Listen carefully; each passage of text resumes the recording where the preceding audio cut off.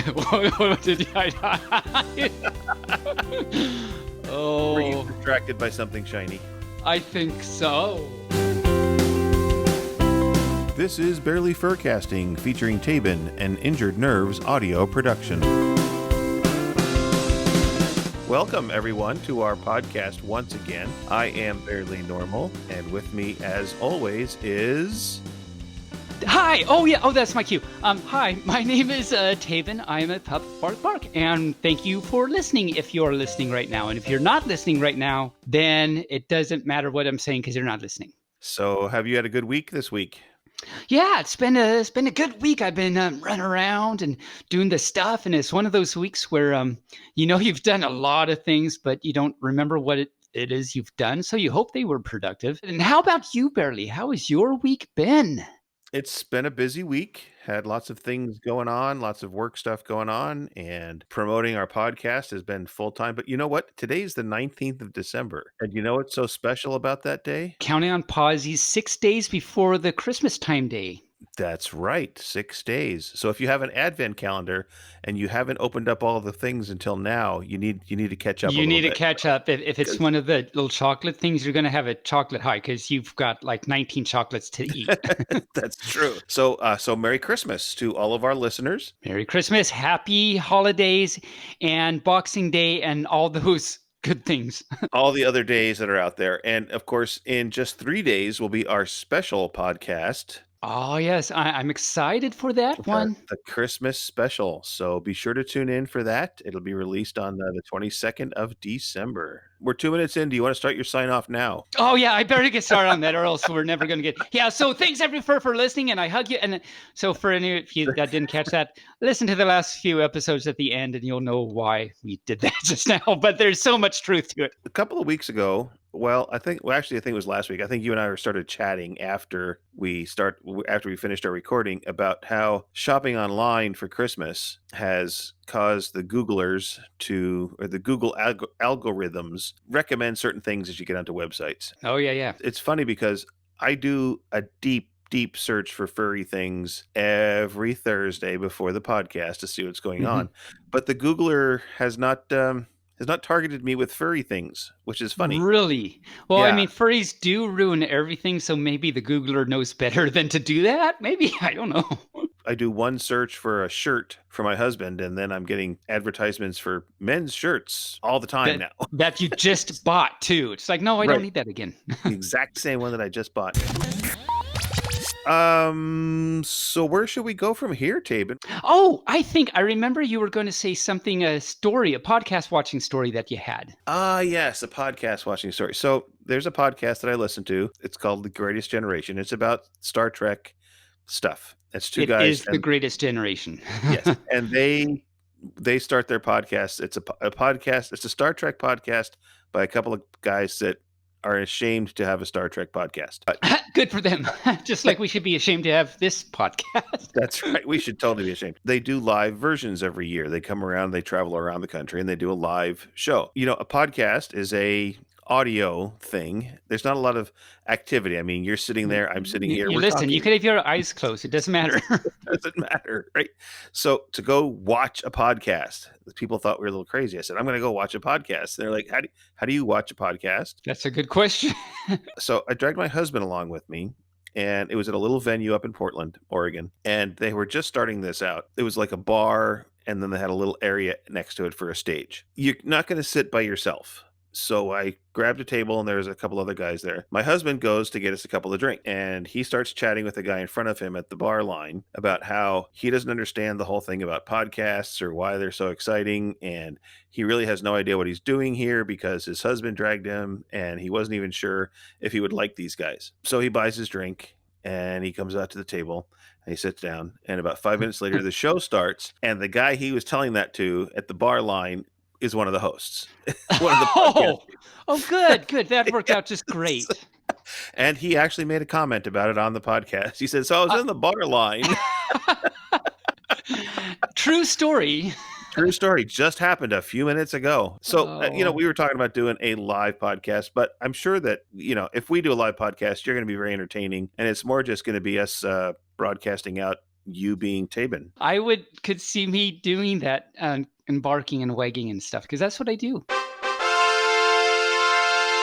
I have a note here that you have some new songs. They're actually not new songs. They're Okay. songs I've had, for like 2 or 3 years now. So these are Taebyn songs that I came up with several years ago, and I think they're really true to life. So the first one I call Puppy Pup Pausies. Puppy Pup Pausies. Okay. Yeah, which is actually hard to say. Like, could you say that 5 times fast? Puppy Pup Pausies. Puppy Pup Pausies. Blah, blah, blah, blah, blah, blah, blah. Yes. And it goes like this. If you're puppy and you know it, clap your pawsies. If you're puppy and you know it, clap your pawsies. If you're puppy and you know it, then your pup will really show it. If you're puppy and you know it, clap your pawsies. And that's it. And that's it. Okay. Very true to life. That's the first one. The other one goes, I call it the Taebyn at the con. And it goes, yeah, I already know every fur knows probably how it goes once I say that. But it goes, the Taebyn at the con goes bark, bark, hug, bark, bark, hug, bark, bark, hug. The Taebyn at the con goes bark, bark, hug, all con long. Again, very true to life. Very true to life. For those who haven't been to a con with Taebyn, you are missing a lot. You're missing a lot too. You are missing a lot, but you are missing a lot because Taebyn makes the con. The bigger cons, I have to get like a little locator chip and put it in his tail because he will disappear on me. I will turn around and the next thing I know, boom, he's gone. And then I spend an hour looking for him. Tell him the BLFC story. The BLFC story. So those that have gone to BLFC know that it's 2 levels. I lost Taebyn, or he got away from me, I should say. And I'm walking around and I'm walking, let's say, northbound on the top level, while he's walking southbound on the bottom level. And of course, we didn't realize this till after 45 minutes when we finally found each other. We're walking back and forth. Then I'm asking first, have you seen Taebyn? Have you seen Taebyn? It's like, yeah, he was just here. He just walked that direction. And so I would walk that direction and then I would go upstairs again and he wouldn't be there. And then I think at one point I thought, well, you know what? He's probably walking the opposite me. So I turned around and started walking the other way. Well, you know who started to walk the other way at the exact same time? Yes. Yeah, Taebyn. So we were just going around in circles, like 3-dimensionally, like for 45 minutes. Right. When we finally got together, Taebyn says, I've been looking for you for half an hour. Yeah. And you said the same thing? What's nice, though, is everybody knows Taebyn. Everybody knows me. And they know that if we're not together, that I'm probably looking for him. There are now furs that will make Taebyn stand still and say, Barely's not with you. You need to wait for him. You need to stay still. Can you sit? Taebyn, sit. Can you do it? Good boy. Sometimes I get a good boy. Sometimes I run away. I like turtles.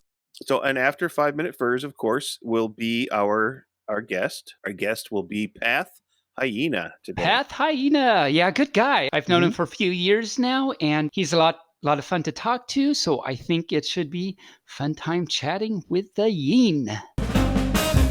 So let's see. Media. We can start with media. Really nothing more. I finished Grace and Frankie. Still watching The Queen's Gambit. And of course, I have regular watches, and I call that, the things that you watch weekly: Family Guy and Bob's Burgers and Young Sheldon. So they're regular watches. They're not just things that, like, normally you'll wear this watch or this watch, and then on special occasions you don't have the regular watches. So Queen's Gambit, how far are you in Queen's Gambit? 4 episodes. Are you still liking it? Have you gotten over the fact that a 9-year-old is taking drugs? Or you're better? Okay. They've gone past that now. So we watched the episode where she got beat and had to share the title. Oh, yeah. Jeez. Yeah. If you're going to get beat, you might as well be golden. Beats are golden. Well, there could be red, too. And there could be red. Okay. So you did get it. You were just doing that thing where you ignore me. Okay, that's good. No, I was trying to think about it first because I didn't understand about golden. Oh, okay. See, so. I know it goes either way with, so for any of you first listening, it goes either way with me and Barely. Either he gets it right away and it's really horrible, and so he chooses not to listen or pay attention to what I just said, which is probably the safest. Or the other extreme is the pun I just said is so far-fetched that he has to think for a few minutes. And then, of course, he'll still realize, okay, I'm glad I didn't respond to that right away because it was not worth responding to. That's how that goes. I've posted the link for 5-minute furs. Okay. Well, look who came in. It's Hex. Hello, Hex. How are you? Hello, Hex. Hello. Welcome to the show for a few minutes, Hex. Well, thank you for having me. I'm actually pretty excited. It's my first time calling in to anywhere, so To Wow. this is anywhere. exciting. I bet you haven't even called your parents before, and you're calling us for. We feel so privileged. Yes, of course. What's It's that amazing. famous line? Long time listener, first time caller. Exactly. Yeah. Yes. Well, long time. I don't. Well, you guys have been around for I don't know Since since the May. beginning of this month. Yeah. Okay. Yeah, I like how you.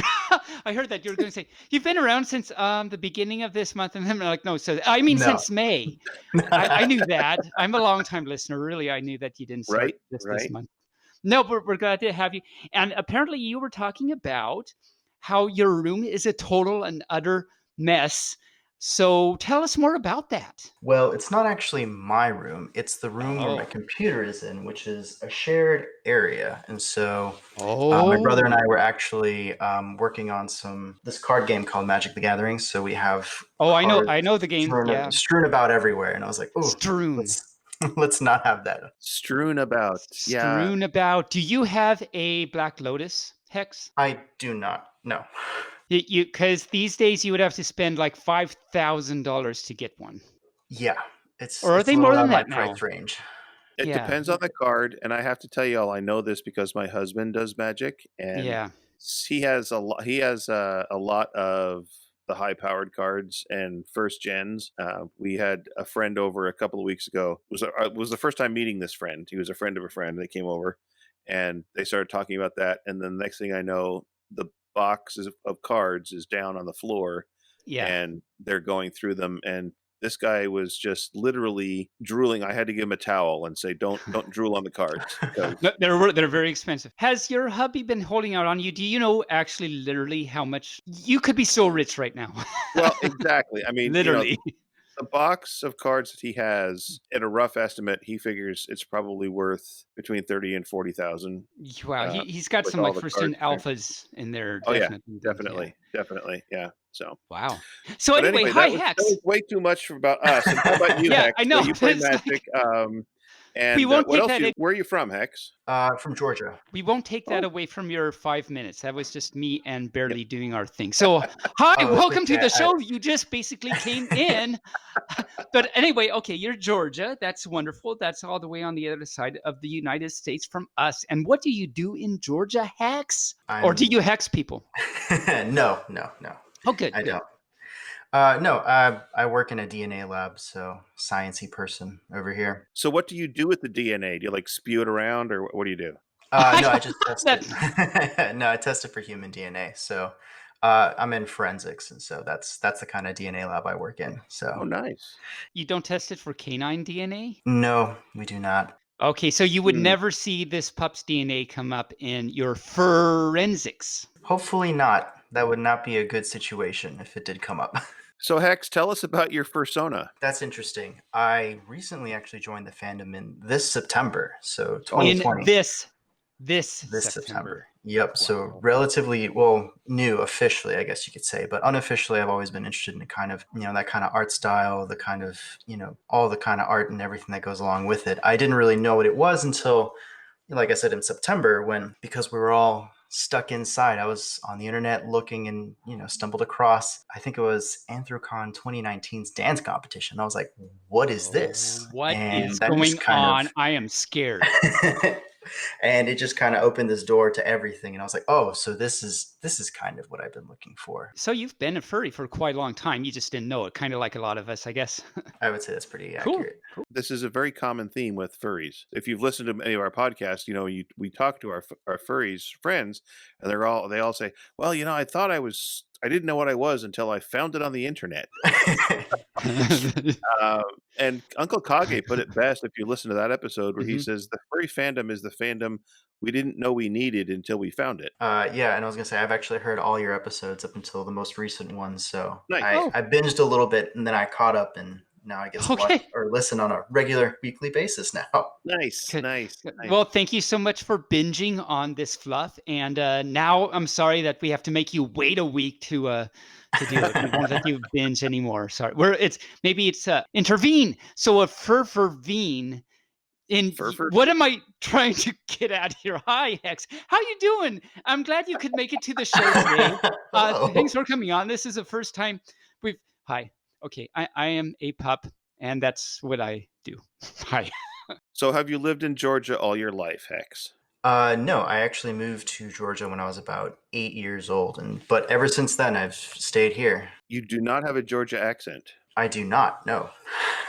Where are that begs the question? Where are you originally from, Hex? Arizona. So the climate is it different or is it similar? I've never been to Georgia or Arizona for that matter. From what I remember, Arizona was hot and dry, but over Mhm. here in Georgia, it's hot, humid. There's mosquitoes and pollen everywhere during the summer, and Oh, fun. it can be quite a bit. Winter is just all over the place. It can go from nice and sunny and like 75 degrees on Monday, and then Tuesday you got rainy, cold weather, and then Wednesday it'll be freezing, and then Thursday you're back to sunny. You're like, okay, cool. All right, I guess that's it. So that definitely begs another question. Why did you move there? Well, my family actually moved over here with me when I was younger, and so since then I've just kind of been in Georgia ever since. So the way you put that, it's like you decided at age 8 to move to Georgia and your family came with you. Absolutely, yes, yes, You're a absolutely. very forceful young lad, aren't you? I would say taking initiative is the better way to phrase it. Okay, good. I very, very well put. And actually, so that let's get back to Barely had a very great question, and I am such a pup that I kept interrupting you. I'm such a naughty pup. Oh my cow.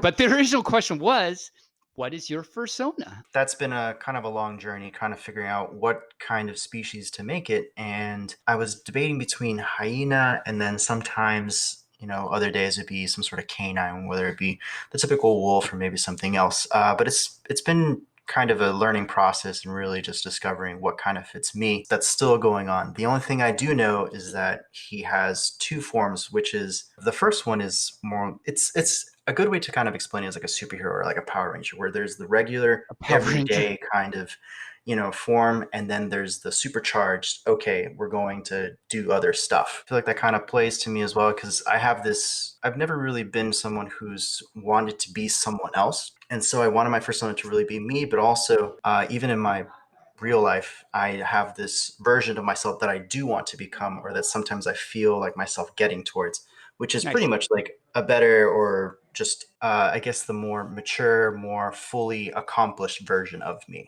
And so that's kind of the Awesome. other version of it. It's Yeah. been interesting because I was like, oh, I have to pick one. I'm like, well, no, I don't, because it can be whatever you want it to be. Yep. And I was No, like, no. wow. Right. So I'm Yeah. I'm remembering back to, and you've heard all our episodes, so maybe or maybe you don't remember where we had Sharon Roberts from Fur Science on.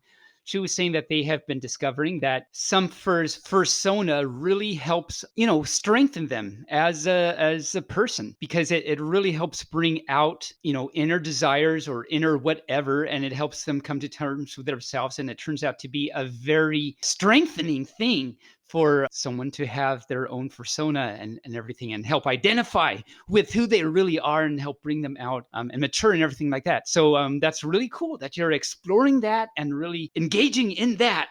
And anyway, I'm just saying things, so there it is. Hopefully they're coherent things, but there it is. So Hex, tell us, you said you came into the fandom just like a month ago or September. So that's 3 months ago. You found our podcast and you found our web chat and you found our stuff. So are you just like jumping in 100%? I mean, does everybody in your family know you're a furry, or are you just keeping that under wraps? I think I'm keeping it under wraps for right now, just because it's a whole new thing that I'm myself in exploring. But I'm so far going in 100%. But like I said, it's an interesting kind of topic to kind of think about, and kind of reading and listening to other people that are, I guess, kind of bigger figures within the fandom, kind of seeing their experiences. Like, okay, I guess maybe that's something I should probably think about doing eventually. Maybe, who knows? Are you going to get to a con when they start up again? Absolutely, yeah. Actually, this year when I was actually getting into everything and doing a lot of research and diving into it, I was actually looking at the local state one over where I am, which is, I think, FWA. And Oh, I was yeah, looking yeah. at that one and I was like, ooh, maybe they'll have something. I don't know. They apparently did have something planned for this year, but obviously it got canceled. And so I was looking to see if I could register for next year. And I was like very optimistic that everything would be done and over with with the whole quarantining and everything. But it seems like it's dragging into the next year. So it's not birding in, but it's dragging in to this next year. Sorry, keep talking. I just had to do that. Yeah, and I was going to mention that I remember hearing about Barely signing up to be a sponsor for one of these other cons that was going to be virtual. And I was like, oh, that actually sounds like a really cool idea. And I like how you're kind of mentioning they actually send you something physical from it. So like you were saying, a kind of little memento from this hectic and crazy wild year. And I was like, that actually sounds pretty interesting. I might have to look into that. Well, Yeah, you should FC. totally. Yeah, FC. yeah, we're gonna do something. I'm gonna send in some stuff, so we're actually gonna do something for it. And the FWA, further weekend at the end. I haven't been to that one yet, but from what I hear, it's like really, really, really great. So definitely check it out if you get a chance. Yeah, and it was interesting because I've actually been to the past like 2 Dragon Cons for the past couple of years, and I was like, oh, okay, conventions look pretty cool, really interesting. I like the whole costuming and just everything that's going on. The only thing is with Dragon Con, there's lines everywhere to the panels, to anywhere you want to go. It's a very crowded event. Would you say that since the lines are so long, it keeps dragging on? Yes. Okay, good. Hex, thank you for coming on. We will look forward to seeing from you and hearing from you in our BFFT chat. It's exciting that you're here too. Thanks for having me. Oh, I do have a joke for Taebyn, you guys. Okay, go for it. Well, we'll end on that. Why can't your nose be 12 inches long? Well, I have some ideas, but I'm sure they're all wrong. So please let me know. I want to know this great scientific fact. Why can my nose not be 12 inches long? Because if it were, it'd be a foot. And you don't have... that is a very... Yeah, that's a true thing. It's one of those true things. Hex, thanks for coming on the show. We will see you around. All right, thanks for having me. Thanks again, Hex. Have a good night. You too. All right. Well, Hex, that was kind of fun with Hex. The funny thing is, that's the second time Dragon Con has come up on our podcast. That's right. Yeah, I forget when it came up before, but I remember that. When he said Dragon Con, I was like, oh, yeah, you're in Georgia. You got to go to Dragon Con. All right. So before we get to our guest, let's finish up with your media. Oh, yeah. What media do you have? Yeah. We finished season 3 of Shooter. You might remember I was talking about that. It's pretty good. I really like it. Season 3 is the only one they have out now. I forgot if they're going to work for a 4th season or not. Sporth? Is that like when you have 4 spoons, you get the sporth one? There's this show, I think it's a Netflix, I forget. It's called Agents of Shields. It's a Marvel. Oh, yeah. Yeah. So I figured you'd probably seen that. So we had watched a season or 2, and then we started that up again, watching the next season. It's pretty cool. And there's a show it says it's 2020, but it has 4 seasons out. So I'm not sure when it started, but it's a really relatively new one. It's called Man with a Plan. That's a network show that Netflix bought. Oh, one of those. Okay. Yeah, that's has that got Joey in it from Friends? I think so. Yeah. Have you seen it, or you've just heard of it? I've just heard of it, and I know that it was on network before it came to Netflix. So it's actually really good. So we watched when we watched, we're only on like episode 5 or something, but we watched the first episode the other night because we needed something new, and it was in the queue or whatever. And it's the first episode. So for any that's listening, just so you know, it's the first episode is.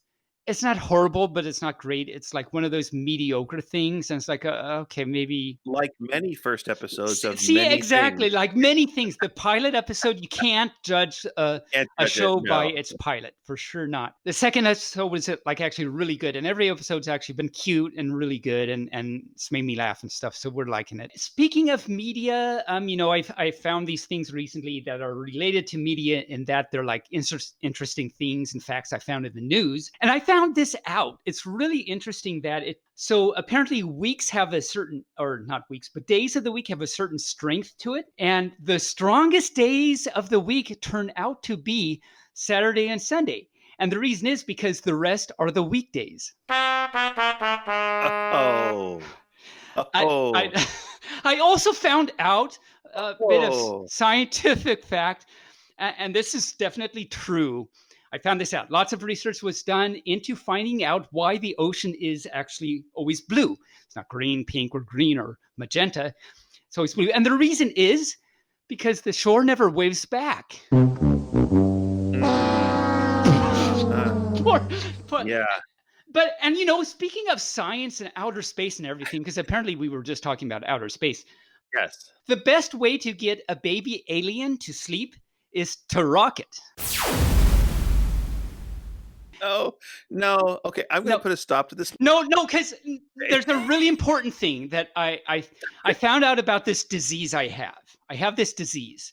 Well, I would think everybody in the Potterverse would agree. I think we all know that. There's a new one I found out about that I have. I'm very scared of carpooling to work. You know, the little side lanes and everything, so you can carpool and everything. Well, it's a good idea, but I'm really scared to do it. And the reason is because I'm scared that I'll get trapped in a tunnel. And then there's all these people around me and everything, and I can't get out of the carpooling, and it's really horrible, and I don't know what to do. And it's a very specific fear, but I'm not the only one that has it. Turns out there's so many people that have it that it has a name, and it's called the carpool tunnel syndrome. And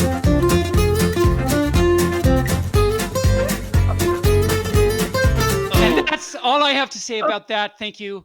Good night. Leave your tips at the door. At the door. Even. Hi. I think it's time that we should chat with Path. What do you think? Yeah.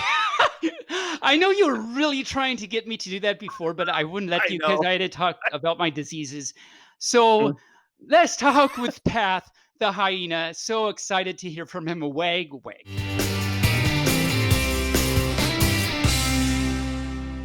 Joining us today is Path Hyena. Hi, Path. How are you? Hi, I'm doing okay. Thanks for having me. Well, you're quite welcome. I wag. Good to talk to you again, Mr. Path. It's good to see you again. I remember meeting you at TFF a few years ago, and you were the biggest, happiest, bounciest pup. It was very good. Biggest. He's like that all the time. He is like that. I assume he's like that all the time until he's not. All the time. So I want to start this off by just asking because, I mean, you know, we can see each other. Well, actually, you guys can see me. Yeah. I can't see you. Yeah. But you can see that I have a gray muzz. And so I was wondering, are you a gray muzz? Do I am literally, yeah, like my facial hair has a lot of gray in it, which is a thing that just happens real slowly over time to let you know that you're aging. In case you forgot. Yeah. No, the top of my head is still black there, so it's still working out. I'm waiting for it to be like really awkward where they're just like battling it out for each other. I don't know. Yeah. Well, I know if your hair's like working out and stuff, it's probably going to win because it like works out at the gym, like over there. So when they battle it out, you know, we know who will win. I don't know. I don't think any part of me is ever going to the gym consistently enough to get any kind of gains. No, but your hair is. You just said your hair is working out. I don't. That is a leap, Taebyn. First off, that is a leap, and secondly, that is a lot of work. Yeah, working out's a lot of work. A lot of work. Well, that's in the name. It is working. Right. Do you feel old? How long have you been in the fandom? Who? You. Me? Yeah. Oh, I've been only in the fandom since 2017. Okay, so you're kind of new jumping in. Yeah, I jumped in with Taebyn, and well, you know, you can't just not be a big fur when you're jumping with Taebyn. You're going pretty in. You're going pretty all the way. You're going all in with Taebyn, that's for sure. Yeah. No, I remember when the messaging systems were like IRC, and it was almost like a console you had to type in. And now it's all Twitter, so it's just pictures and media. And you don't have to type. You just like post a picture or something. It's really better if you don't type. The more you type, the more you're losing Twitter. Yeah, pretty much. Yeah. And, you know, we've gone back to hieroglyphics. I mean, you just think of everything, all those emojis. That's hieroglyphics. Yeah, it's true. They're a lot better. Well, you get little puppy emojis these days, though, and I like that because it turns out I'm a pup. You know what you don't get? What don't you? You know what you don't get? You don't get hyena emojis. You don't get one. One thing I learned as a furry early on, if you want to find hyena anything, you're not going to. Like, you're going to find the 5 hyena products and you're going to buy them faithfully. And then you're done. And that's after you're done for decades. Like, that's actually it until people start making custom hyena things. I told a college class once, I did a presentation on hyenas because you can do things like that in college and get away with it. And I told them, like, they're awful creatures and somebody has to love them. And I think now I kind of regret that. I think they're great creatures. They're not awful, but more people should like them. I think more people should like them, or at least make good plushies for them or something. Well, yeah. Just something. Something. I mean, just a freaking emoji. That's all I'm asking for, an emoji. Just one emoji. Well, you know, emoji. What is a singular emoji? Because emoji's like, that's plural. Yes. Emojis. Or is it emojis? Emojis. Emojun? Taebyn, you're like a professor, aren't you? They let you. No, I don't. They let you teach things. He professes a lot of things. Yeah. I do. None of them are true. No, that's true. So, Path, Yeah. so real quick, you said before we started recording, you said you were recently in New Jersey. Why? Why would you go to New Jersey? I was visiting a friend in New Jersey. Great news for New Jersey. Like, you think it's going to be really rough and tumble. We went, and like the first night, like a restaurant bar that, oh no, a lot of the bars are like rooftop because there's no space. It's very close to Manhattan. It's all three-dimensional. It's all three-dimensional. There's so many shapes. You would love it. You would love the It's shapes. reality. It's not virtual reality. It's reality. reality. It's, it is. And reality that night included a fight, like right out the elevator. Oh. First night there, I was like, oh, it is New Jersey. It is exactly what I expected from New Jersey. It's like what I pictured. Did you have a cup of coffee while you were there? Did I have a cuppa? I might have had a cuppa. I think I had a cuppa. Cup of coffee. I wasn't a big coffee drinker then. I'm trying to get into it now, but it's also a lot of work. Yeah. So the thing is, it's the accent that I'm getting down here for you. It's the coffee. Oh, you gotta get that Boston accent. I got a real bad one. That's not Boston. That's New Jersey. Well, I don't know how to do it. Well, I know how to do it because I lived in New Jersey. That's what I was getting at. Look at you. It's like you got to get a cup of coffee, go for a walk, you take the dog out and ride on the chalk on the That's good. sidewalk. Yeah. That's like car talk good. Mm-hmm. Our talk.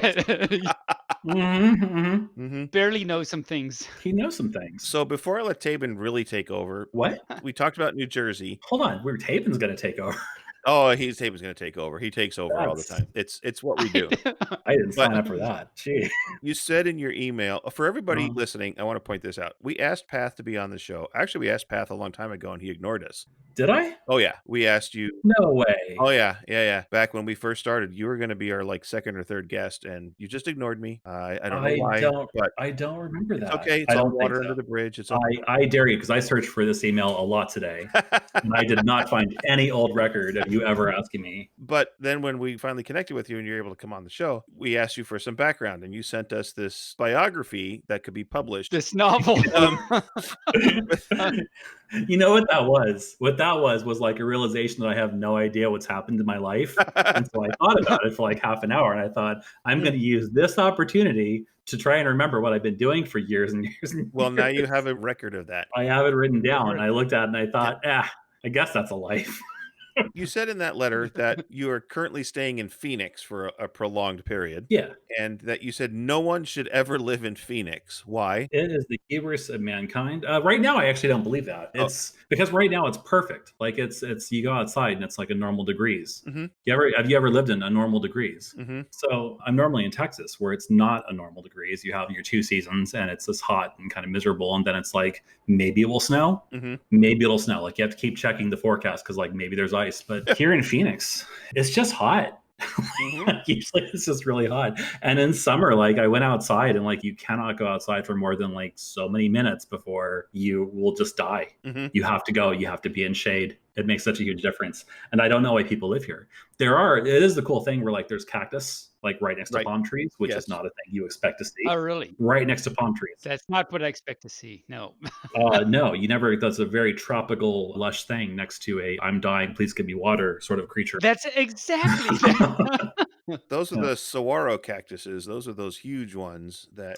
Those are the ones you can't cut down specifically. Oh, really? If you have a big one in your yard, you're not allowed to touch it. They're protected by law. Right. Yeah, there's a bunch of different kinds. Like I think even the ASU campus had like 20 different varieties of like a display. Mm-hmm. They're very proud of their cactus here. Yeah. But a lot of people don't have grass. Like you just have rocks. Right. That's your lawn. That's your lawn is rocks. I have a friend who lives in Maricopa, and all their yards, he lives in a home association, whatever. And when it rains, of course, weeds pop up like immediately. It rains at night, in the morning, there's weeds. And the homeowner association gal who writes tickets for weeds likes to come out after the morning after the rain and give everybody citations when they haven't even gotten up yet to see the weeds. Nice. Oh, gee. Oh, wow.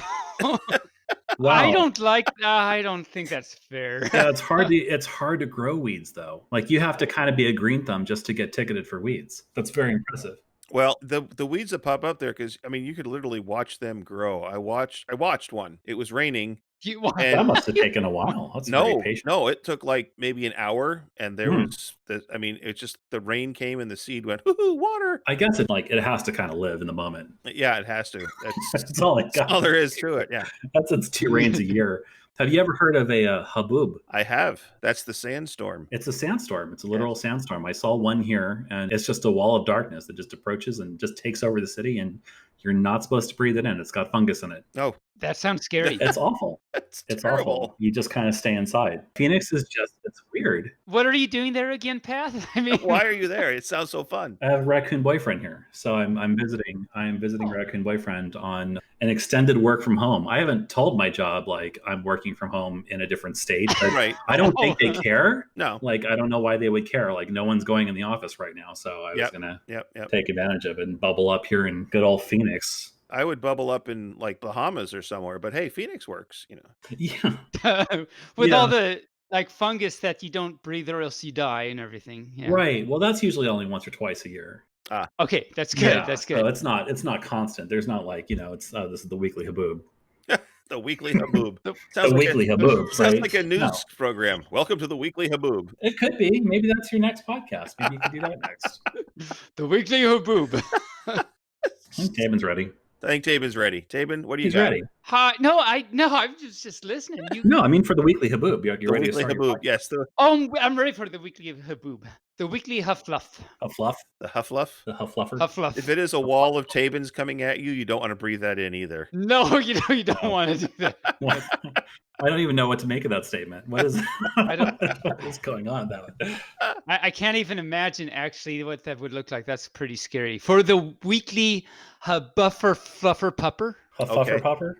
Fluffer Hufflepuff? puffer. I don't even know. I feel like if we keep trying this, we're eventually going to hit words we're not supposed to. Right? It just feels like very dangerous to just. It keep is playing with dangerous. that. It is dangerous. So instead, I'll hit the obvious naughty word that we should not be saying, and that is furry. So, Path, at what point did you become and realize you are a furry? Do you want the really cheesy answer? And the cheesy answer is I think I've always been one.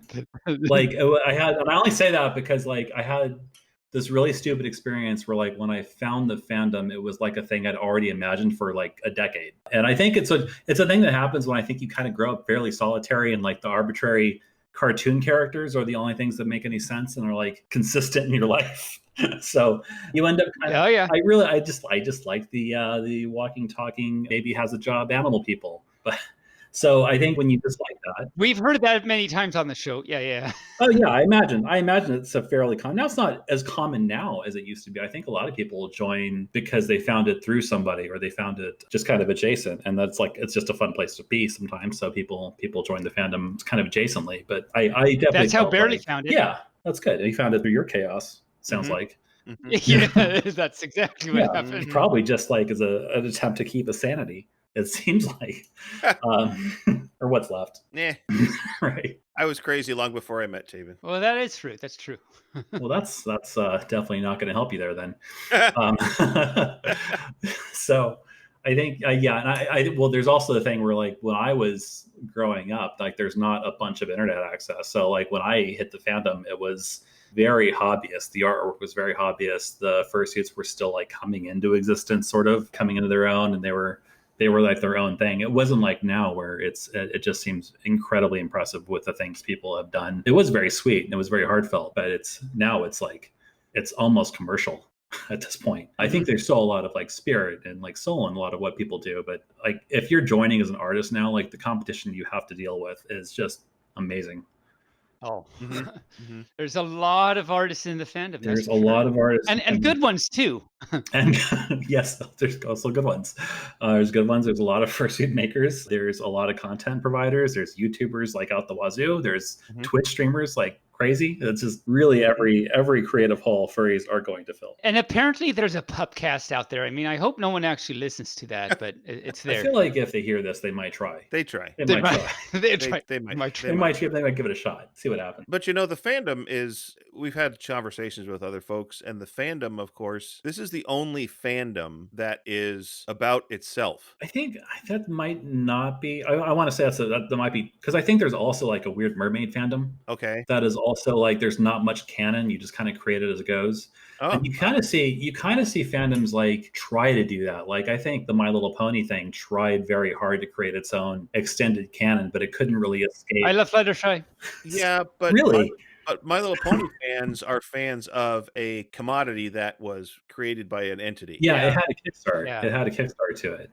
And I don't know if Furry did. Like I guess everyone had their own sort of Kickstart. Like everyone had their own entrance Yeah. or thing that happened. But yeah, that's the hard If you're in a Homestuck, I'd help you. And if you're in My Little Pony or whatnot, like your fandom just kind of has its canon and it has a hard time escaping it sometimes. And Yeah. it's rough. It's easier, I think, probably to be like a sci-fi fan or something where at least it's always expanding and different. Well, yeah. But yeah, furry's its own. I don't even know how we invented anything that we have. It's just weird. We're just weird. We're a weird bunch. Well, that's a given. So speaking of creativity, creativity, as a matter of fact, could you tell us about? Yes. How did Path come to be? Tell us about the Path, the Yin, and the Ed. Oh yeah.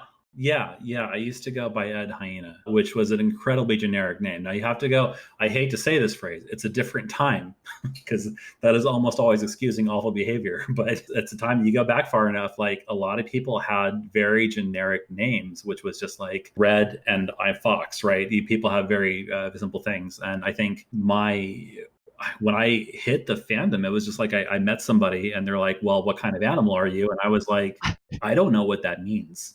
So you have to. And I have to say, I love how you say, when I hit the fandom. You hit the fandom. You do. You hit it, and it's like a fan that is moving, and it just chops you into pieces right away. It's all the fluff just goes all over. It is, especially now. Like, can you imagine finding it now? It's like a tsunami of content. But yeah, I think at the time, like I met somebody who was into the concept of it, and they asked me, like, "What are you?" And I did not know how to answer that. Like the question did not. How do you even answer that? What are you? And I think they took like half an hour to kind of like walk me through what that meant, which was very helpful. I have no idea who it was, and I wish I'd go back and thank them. But yeah, I liked Lion a lot because it came out when I was 14, and Ed had all the best lines in the movie. So I went without. Ed didn't have lines in the movie, which was my favorite thing. He just made laughing sounds. The hyenas were great. I went with that. And I think as I learned more about hyenas, like they're just great animals, and I wouldn't want to deviate. I actually would rather be like a wolf, but hyena felt better. If that makes any sense. This is very dumb, but not dumb at all. When I say it, I hear it, I feel like it's dumb, but it's the way it's worked out. So I've kept the same character forever. But on IRC way back when, there's a thing where if you log in, everyone knows you logged in. It tells everybody, and you get a bunch of messages. And I think there's like, I just want to talk to a couple people, so I made like a hiding name. And I wasn't creative, and I went to I think recently I'd been playing with the Windows environmental variable called Path, and so I just changed my name to that. And then I kept meeting people under this stupid name that I didn't mean to meet people under, and then that's what they knew me as. And like all these like people were like calling me Path, and I am a Windows variable environment. Right? Yeah, an anthropomorphic, I don't know, shtick, like just a variable. That's it. Great. So that's how I came up with this name. It's so creative. It really is. I don't know. I mean, you lead us along the path to something. We're not sure what, but you do. So you're true to your name. I do like that it's a noun that's not super common. So it kind of works out. But like I was also like in a Star Wars like a Star Wars D&D thing recently. Mm-hmm. We did it like once every couple of weeks. And like they said the word path hundreds of times, and they're not furries. So like they don't really realize what they're doing, and like it was just making me very nervous. But yeah, they had my name. I guess it just changed on that. And there was also like another Ed the Hyena. This is fun. When I was 14, there was another Ed the Hyena. He messages me. He's on like AOL, and I'm on like AOL. Yeah, it was AOL, and what was Prodigy was the other one. I was on Prodigy. Oh God, okay. Prodigy. Oh my God. And so he comes over on Prodigy. I've taken his name, and he's very angry about it. And Ed the Hyena from AOL comes and yells at me as Ed the Hyena on Prodigy, and it's like, that's my name. And I'm thinking like, that's Disney's name. First off, we're both ripping this off shamelessly. And I think I've had it slightly longer. I think he actually had it longer, but I actually know Ed now. I think he runs Anthro-Ohio. Also a convention chair. We both ended up, he wasn't a furry then either. Either was I. We both ended up furries and convention chairs. Wow. Make of that what you That's will. really interesting. It's real weird. Life is very stupid. Life is interesting. That's an interesting, you were not furries. We were not furries. Had the same name, and then you both wound up being con chairs. Yeah, we met each other again like 8 years later, and we didn't hate each other. Well, that's good. So that was the guy. Then we eventually became con chairs like 10 years after that. So it was wow. It was something. That's crazy. That's so silly. So speaking. Yeah. Speak. Speaking. Speak. Speak, Taebyn. Speak. Taebyn. Do we lose Taebyn? Was that it? Was that all the energy he had for the? Oh, no, there he is. I'm back. Hey, welcome I was back. gone. You did it. Where'd you go? Hi. What was it like? I think I accidentally turned my mic off because I do that sometimes. Why did you do that? I don't. It's an accident. My little tail goes fluffing around, and then it accidentally pushes buttons, and it doesn't work out the way I want it to, or something. But What's it like in the dark void? it was very dark and non-fluffy. But I'm back Okay, now. He was well, in That's the main upside thing. down. You did it. Oh no. I was. So speaking of con chairs, you were the con chair of TFF for how many years, and when was that? 5 years. I think it was, and don't quote me on this, I think it was 2012 to 2017. Okay. Maybe, no, it might have been 2013 to 2017. Sorry. It's been long enough now, I forget. But it was 5 years. Okay. I think, were you, let's see, when was my first TFF? I think 28, no, I went this year, 29, no, yeah, 2018. hmm And I met you that year. Yeah. And that must have, when you first met me, were you con chair? I think I was transitioning convention chair to the new chair. Nice. I think so. Which was really cruel to do at that time because we had just changed hotels to a much bigger hotel.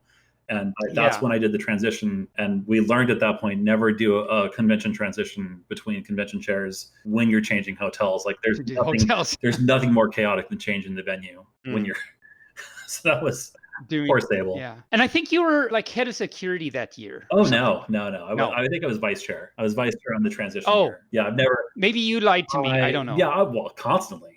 You were the chairman of Vice. You were the chairman of Vice. The Vice, yeah. Wow. And so how does it feel now that you are not the con chair? Well, this is weird because like this is the first year I haven't been on staff. Like I finally just got off staff entirely. So I did the vice chair thing, and then I was HR for a year and a half or so, and like eventually I just got out. Which after I did work for TFF for 10 years, so it was very weird to be as disconnected as I am. Like I have no idea. People still message me to ask me like, is something in stock still at the merch store? Like can we get that? And I'm like, I don't know. That's a good question. I have no idea. I don't even know who you would ask anymore. So like I'm still kind of known for that convention just because I did it for so long, but I'm out of that loop, and it's weird having your life revolve around a convention for 10 years because when you're chair, like you're kind of a giant communications tower. Like someone asks you something and you bounce it to the person who knows, and you just kind of bounce back and forth all the time. You're just 24/7. You are available. And if you're not, something awful can start happening and you're not monitoring to make sure like departments don't start fighting or something. Right. It's just all consuming. And then to not be that involved was a big step. And then to not be involved at all is just, I don't know what to do with my life anymore. It's weird. We had Haven Husky on the show recently, and he started similar experience. Yeah. Yes. Yeah. Exactly. Yeah. Haven. As you were talking, I was just remembering that. Mm-hmm. Yeah. Haven Con. Yes. And he was telling us about that. And so I don't remember if it was him or Fluke Husky. I think it was Haven that was saying you're helping on a con in El Paso or something. This is the thing that Renegade Rue does. Every. Okay, that's right. What it was him. Now that you say that, I remember this. Every year or so, he tweets how I'm going to help start a convention in El Paso, and that's how I learn about it. And then it's been like 3 years now he's been doing that, maybe 4. And it's a little sad because like a lot of people who follow Renegade Rue, which is like 30,000 people, something like that, have no idea. And they're just like, God, I'm so happy to have a convention finally in El Paso. Like, I don't know if he knows that. Like, there's a bunch of sad messages. Like, I'm so excited. I don't know who this person is, but I'm excited to have a con in El Paso. And sorry, kid, there ain't nothing. Wow. You know, he said that in a very, very true manner. Yeah. It's like, Path is helping me with a con soon, so that'll be great. That'll be fun. Never replied to anyone saying this is not true. He's 100% dead. Like, I don't know if he believes it at some point. Wow, that's really committing to the bit, I'll tell you. Like to the point where I'm like, do I need to move to El Paso? Is that a thing? Yeah. Is this destiny? Or never show your fur there because everyone will lynch you because you promised a con for 3 years. Because I clearly promised. Yeah. I had a big promise. Via Ren, but it's from you. To be fair, I did drive through El Paso and I did stay in a hotel there. So I think I basically did my convention experience there. That was the convention right there. You drove through and stayed at a hotel. That's great. Yeah, I went to basic training in El Paso. So Whoa. Yeah. Army, Air Force, or Army? Yeah. Army. Mm-hmm. Did you do any active duty work? No, I was all reserves and National Guard. But Nice. yeah, 8 years. Actually, I went to Korea and Japan and all over the world with the National Guard, which was kind of cool because I was a medic and I was teaching stuff too, so I got to travel a lot. That is a life. Yeah, I was in San Antonio. I was very close to the Air Force Base. Mhm.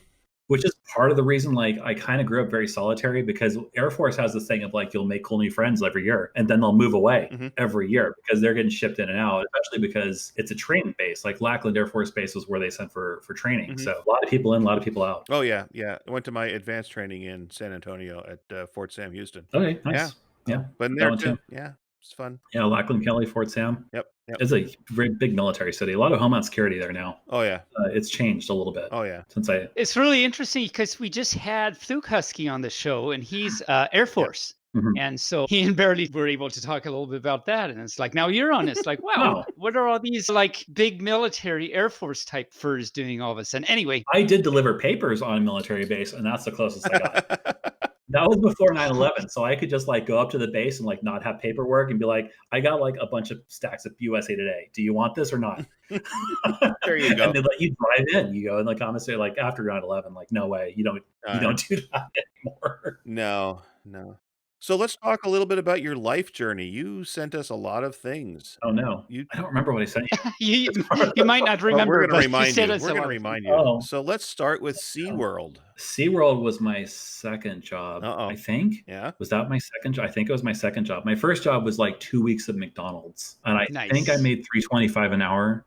Wow. I think that I thought you were going to say I made 3 Cheeseburgers that I was out, cheeseburgers, yeah. And I was I made so many cheeseburgers. Well, no, I actually no. Hold on, I didn't make cheeseburgers. I picked them up. They were in Off wrapping. the floor? I picked them up. I put them on a tray. I was a very good dog. Yes. But I did it for like 2 weeks, and I was like, $3.25 is like I could find that on the ground. This is awful. Oh yeah. So I stopped that. But I worked at SeaWorld for a few years. My mother had actually worked at it prior to that. That's what it was in. It's in San Antonio. I guess not like it's moved. I don't know why I said when it was in San Antonio. Well, back then it was, and it I still guess is. it still is. I was pretty bad. I was like, because I was 16 years old, I didn't really know like how to talk to people or anything, and that's exactly the kind of labor they want there. They need people who like will just work for whatever. So it was an adventure. I think I worked right next to Shamu Stadium and worked Shamu's Emporium, and I was a manager, which is also like that tells you how broken SeaWorld is. I was 16 years old. I was a manager. Everyone who reported to me was like 55 years old because Wow. like retirement people just work there, and I'm Was the exact opposite at McDonald's, right? yeah, at McDonald's, it was just like all of these people have criminal records. I know it. I'm next. Right? It was well, that was that particular McDonald's. At least it was a mess. Yeah, SeaWorld, Texas. That's a blast from the past trip right there. So what was your job there? I started working in I tried to work a roller coaster called the Great White when it first opened. That's how I got that job. The Great White. The Great White. Right? It's Okay. like this really tall rails, like standing sort of roller coaster. Mhm. And like I hate heights. I can't do heights. Okay. And like very quickly Nice. they're like, okay, we're gonna climb to the top of this thing with the staircase. And you Oh I no. got about halfway up, and like I do like my legs start shaking, and I'm like, no, I'm done. That was it. That was it for me. And then they put me, I think actually they probably did this to make fun of me. They put me on the Rio Loco, which is the lazy river, and like you just watch little boats go around, and like that's what I could handle. And eventually I went to the merchandise Awesome. side, but geez. I remember like I got in trouble for like I think I was asking people for pennies. If you give me a penny, I'll let you go around again. I was so bored. And like they pulled me aside, like, are you telling people to give you pennies? And I was like, yeah, I'm sorry. I was so bored. Oh. I was Such a naughty you. it wasn't my best. It wasn't my best days. Let me tell you. But then you emerged forth later in life and became a political chairman. What Way was later. that about? That was way later. Well, that gets into weird politics things because I was a precinct chair for the Democratic Party. And the way that happens in Texas, at least, is you go to the caucuses. This is back when like Obama and Hillary were kind of fighting it out. And they had like those primaries that kept like getting very close and very close Mhm. to the point that even by the time it was Super Tuesday, like they were still in question of like which one's going to win, which was unusual at the time. Now it's kind of common almost. I remember that was so hotly contested that we showed up at this caucus at like 6 p.m. and we didn't go home until 2 a.m. Oh, because it's a wow. live Oh, vote. It's the ones where you live wow. vote. Like you have to go in and sign a piece of paper. And while they're waiting for all those things to come in, like you sit and you talk about issues, Mhm. which was the weirdest thing. And it's the only time I've ever experienced. And I talked some during that, and not many people did. And then the chair who was chair at the time nominated me to take over because I guess I talked a few times. You got better at it since SeaWorld. I had gotten slightly better since SeaWorld, and he really wanted to retire, is what I realize now in I see. retrospect. And it looked good to nominate some kid. So they did that, and I became precinct chair, whose job is, and this was an awful fit for me, you're supposed to go door to door and identify which house is affiliated with which party, so you know who not to waste your time with and who to get out the vote for. And you kind of Oh, wow. it's the people who are mapping out precincts, and precincts are the smallest political unit of American politics. Mm-hmm. So it's like 2,300 houses, 2,700 houses. So what I really should have been doing is like organizing a team to kind of do that. And I didn't really do that very well. I tried a little bit. I helped with data entry stuff, but it was a weird moment. It's weird to be elected by there were hundreds of people there because there just were, and other people tried to run for it. They almost elected me county chair, but at that point I had already kind of committed for Obama, and San Antonio was going hard Hillary, and that immediately eliminated me, which was fine. Which is fine. That was weird. That was a weird life. These are all weird moments. Weird moment. Speaking of another weird moment, besides any moment that you are with me. Oh, I like those. You're like, you get such a little crush on this Taebyn.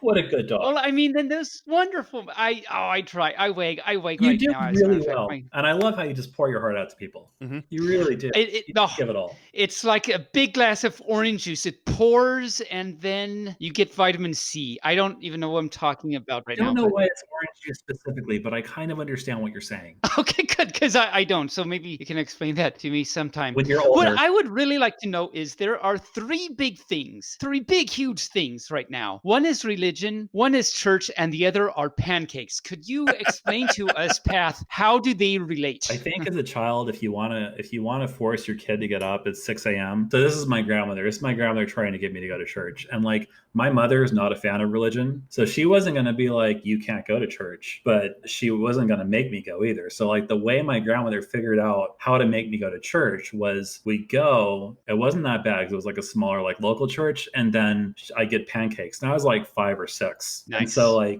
as long as I kept getting pancakes after I went to this place, I would mostly go on most weeks of the year. And then what actually broke me of religion was this weird exercise where they had you had barrels you were putting together, little crafty barrels, and that was fun. Mm-hmm. And then you put little out of wood and stuff. Out of wood and stuff, little tiny ones, little handheld ones. And then you put change in it all week. And then at the very end of it, they're okay, you have to give this back because you're going to tie it to God. And I was all right, God, this is my barrel. But I did all that work. It's mine. And that was it. And by that time I was I can make my own pancakes. And I was kind of done with God at that point. Okay. I don't know how flimsy that made my religious beliefs, but it doesn't seem very solid at that point. Well, based on a barrel and pancakes, it's life gives you pancakes and God dies. People and furs have followed things for less. That's true. What do you think Taebyn would do for pancakes? Oh, Taebyn, what would you do for a pancake? What would you do for pancakes? I would probably jump up and bark at the squirrel and then chase tail and turn around and roll around, and then I would beg for it. Okay. How do you not injure yourself constantly? Who says I don't? Right. How many injuries do you incur a year, I guess is a better question. Well, since I'm a dog, I definitely incur them. Because cur is a dog? Is that what we're going to? Yeah, okay. That's okay. See, I need a little Shakespeare thing where on the side it tells you what the words mean. Yes. What do the words mean? Is that what the fox does? I've been totally obsessed over the past few days with what does the fox say? I don't know why that happened all of a sudden, but I totally have. Oh, that's weird. Me too. I've watched that video 4 times out of nowhere. I've watched it 6 times out of nowhere over the past 7 days. And various versions, there's the live version, there's the official version, and I've looked up a few other of his videos, and you have to make sure to watch The Language of Love because it's just so hilarious. I watched it twice in a row and couldn't stop laughing. laughing. Is it heartwarming? It's very The heartwarming. language of love. Oh Yeah. They play for Elvis. So it's funny because that song, we mentioned it, or you mentioned What Does the Fox Say in a story time about a month ago now. And I dropped a clip in there, and then we talked about it last week. Yeah. I dropped a clip in there. So all of a sudden, we're all about this stuff. And Taebyn, your husband actually sent me a link to the video saying, "Have you seen this?" I was like, "Yes, I have." Oh. Hello, 2014. Yes.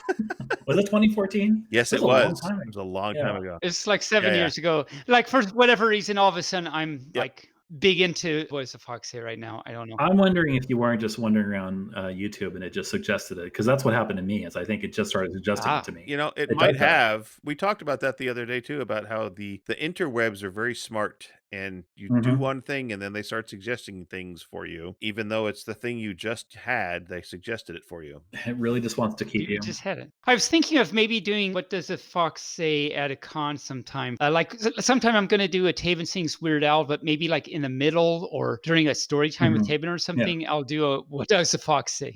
We'll see. Well, I can see that.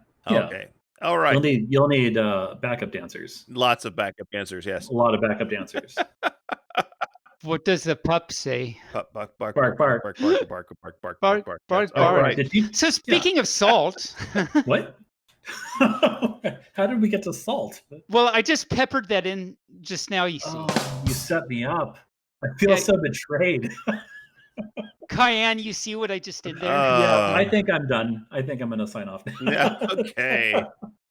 So tell us, since you're a podcaster, tell us a little bit about your podcast. What is that all about? Oh, we're not very good at this. We have this is me and Ringer, which is matches on Twitter. Okay. Ringer, yeah, it's Ringer. That's his name. We have a podcast called Animal Noises, and I think it was meant to just be like, we're just going to talk about furry. Like, it's kind of probably what this is, like when you're not doing interviews, like just talking about current events in furry and like what's the direction and like just cultural things. So like we've covered.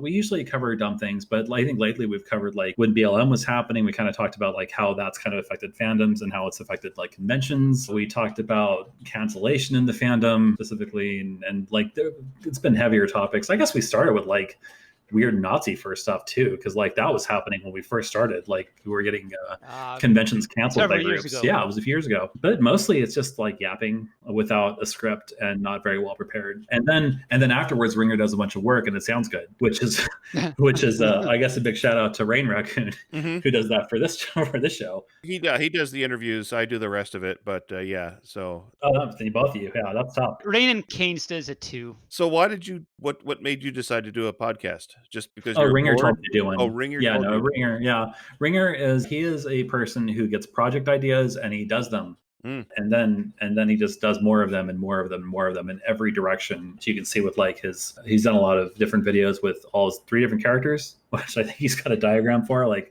one's a donkey. Bravado, I think, had a big one. Mm-hmm. So it's not just one direction, but it's in the back street when you're hanging with Yeah. boys. Is that what you're Wow. saying? Yeah, well, it depends on if you're the new kid on the block. Is that too far? It does depend on It that. does depend on that. I want it that way. Oh no. No. Yeah, that's Ringer, and he just kind of creates, and so sometimes he drags me into the creating part, and I'm happy he does it. Nice. It's kind of that's also why it's kind of random. It's because it's just when he gets a spark to do it, and we'll jump in. But it's not as consistent. This show is incredibly consistent. Very well. We try to be. I applaud you guys. Well, thank you. That's a lot of work. It is a lot of work. That's a Why, lot of thank you. work. So Ringer matches, as you said. Matches. So is he one of your poly guys, or is that not? No, Okay. no. He's has a husband. Oh, No. well, that doesn't mean you can't be one of your poly guys. That's true. Furry is a very flexible relationship structure kind of Yes, fandom. it does. Not by default. You always have to ask and you always have to respect those things. That's but, right. Yes. Yeah. It would be preferable anyway, from what I understand. I don't know. Yeah. No, he's not one of those. I have I thought my life wasn't complicated enough, so I have I have 2 boyfriends. One is in Dallas and one is here, and I'm living with right now because I get to visit while he's doing college. And it is communication, and it's a lot. I'm not usually super public about it, not that I'm trying to hide or anything. It's just like people don't like it, or they don't understand it, or it's complicated, or they think like if you're polyamorous, you're definitely going to go after my boyfriend that's single, or that not single, but it's like committed committed relationship and you guys don't respect that, like it's really just, you have to respect relationships, whatever their structure is. And it's it's a lot of complication. It's so much. Well, yeah, but it's not unique in the furry fandom. In fact, It's not, no. you're the 5th guest we've had that is an. Oh, is that how you pick guests? Yes, those are in polyamorous Are you doing this so that the boyfriends will come on too, and you can just get more shows and double more guests boyfriends, out? double girlfriends. It's all the same. Yes, It is. So it is. yeah, it's a lot more common than I would have thought in this fandom. Yeah, and I don't know if that's because the fandom is just so open with intimacy. Like, I'm not even saying like sexuality or physicality. I just mean like people are more open with saying I love you, or more open with their feelings and whatnot. And I wonder if that sometimes leads to considering the possibility of like, maybe I want to spend my life with more than one person, which I think is where it gets really complicated. Like it's pretty easy to like, well, I think it's not easy, but to open your heart to like more than one person. Like I think most people have the ability to like fall for and want to spend time with more than one person. But when you start getting into like who's going to live where and who owns what assets and like the future of polyamory, that's when it gets really complex. And then just working time out and seeing like whose needs are and what the expectations are. And I've failed at this before. Like it's hard. But yeah, it's maybe it's also more common because most furry couples don't have kids. Yeah. And I wonder if that's not a constricting factor, both in terms of complicating the child's life and like the societal systems that don't expect you to have more than one partner, and also just time. Like once you have kids, like there's no time for things and you need time for partners. Well, true. So it's a lot. Yeah, I don't think we're going to see a sitcom anytime soon called My 3 Dads. My 2 dads and 1 mom, you know. Right. Yeah. No, I mean, it happens for sure, but it's it would be a sitcom. It would become a sitcom, and then it'd be a drama. Do you remember the sitcom My 2 Dads? I feel like I've heard that. There was a sitcom. I feel like I've heard it. See, now that just sounds like very outdated. Like, who cares? Right? Yeah. It's like, wow. Yeah. So what? So you got 2 dads. Like, oh, you have 2 parents? Right? Lucky. Right? Yeah. Exactly. You have 2? Wow. You have 3? You have 4? What? How many parents? I could barely pull one. What are you doing? How'd you do that? Jeez. I bet your Christmas was nice. Right? Yeah. How many product reviews have you done now, Taebyn? Off the top of my head, I want to say 4 or 5. Yeah. Only 5? I thought because I've seen you just like put things on your head and be like, "This is now a product review." Oh, yeah. No, I mean, okay. So pretty much constantly. Yeah. Anyway. Yeah. No, it's always like, "Can I wear this on my head?" That's one of the tests. Yeah. That's one of the tests. When you were getting married, was that one of the tests? Can I wear you? Can I wear you? Can you wear it on my head? Bounce? Does it bounce? Does it bounce? No. I want to see that product review. How that went. It really well. There's a reason I'm single now, I guess. Oh, I understand. Yeah. Taebyn actually did a product review at FC this year, which was the last con that happened before everything went to hell in a handbasket. Well, except for You went to TFF, I did make it. TFF is the largest convention this year. But anyway, it was the last FC was the last con I went to, and we did a product review there live. It went well. It went well. It went well. It was well attended. Unfortunately, there were people that were there thinking that it was an actual review of furry type products. Like materials and Yes. and fabrics and all that kind of stuff. And actually they stuck around, and I didn't find out until later. They did stick around. Yeah, it was kind of fun. But afterward, they said, we totally did not expect this. They ended up liking it and staying, but they were totally caught off guard. We had a problem with this at TFF where it was one of Ringer's things, because one of Ringer's series is Conversations with Coyotes, which is his bravado character. It's a coyote. And he put that on the schedule at TFF called Conversations with Coyotes, which many people interpreted to be as a meet and greet for coyotes. And so they were showing up and they're like recording this podcast, and like everyone's very confused. But they enjoyed it. They stayed, like they didn't leave. Nice. So it worked They were out. confused the whole time. But It's like They're just confused the whole time. when is he getting to what he thought we were going to talk about? When do we just get to meet coyotes? Yeah. Like I want to meet a coyote. Come on. There's one. Oh, no. Path, could you tell us about, this is we're leading up to the big moment now for you. Are you ready? Oh, is this? Oh, yeah. The big moment. The big moment. I'm actually curious to know if you know what this is. Pretty- We're leading up to the big thing, and we want to hear all about your driving stories. It's a lot of driving stories. It's really, I guess we'll start with the quickest one, which is just like tearing my shirt because I was getting out of my car and I'm fat. I'm just trying to, it's a button down shirt. And I'm like, I'm going to work now, I guess. of times I've gone to work and I have shirts that are very easily inside out, and I'm not very good at checking that, so I've gone to work with shirts inside out. Those aren't really car stories, I guess. It's just morning commute. They're I'm path stories. not good at mornings. There was a time where I was at a gas station, which was not for gasoline, it was for hot dogs. Sometimes I go to gas stations for hot dogs. Back in the before times when you can go into gas stations safely. And I was just going to drive from there to, I don't know what I was doing, but I drove from there to like the place next to it, which had a giant curb. And like I drove off the curb and my car just got stuck there. And like I tried to back up and like you can't, like that tire is too high. You're just stuck on this curb between like Hot Dog Land and Taco Bell. And there's nothing you can do. So I have to call a tow truck driver. And the tow truck driver, like, he takes his time. He's looking at me, he's smiling. When they're lifting the car, he's like smiling at me the whole time, like, you are so stupid. And he's like, this happens all the time, don't you worry. And I'm pretty sure it doesn't.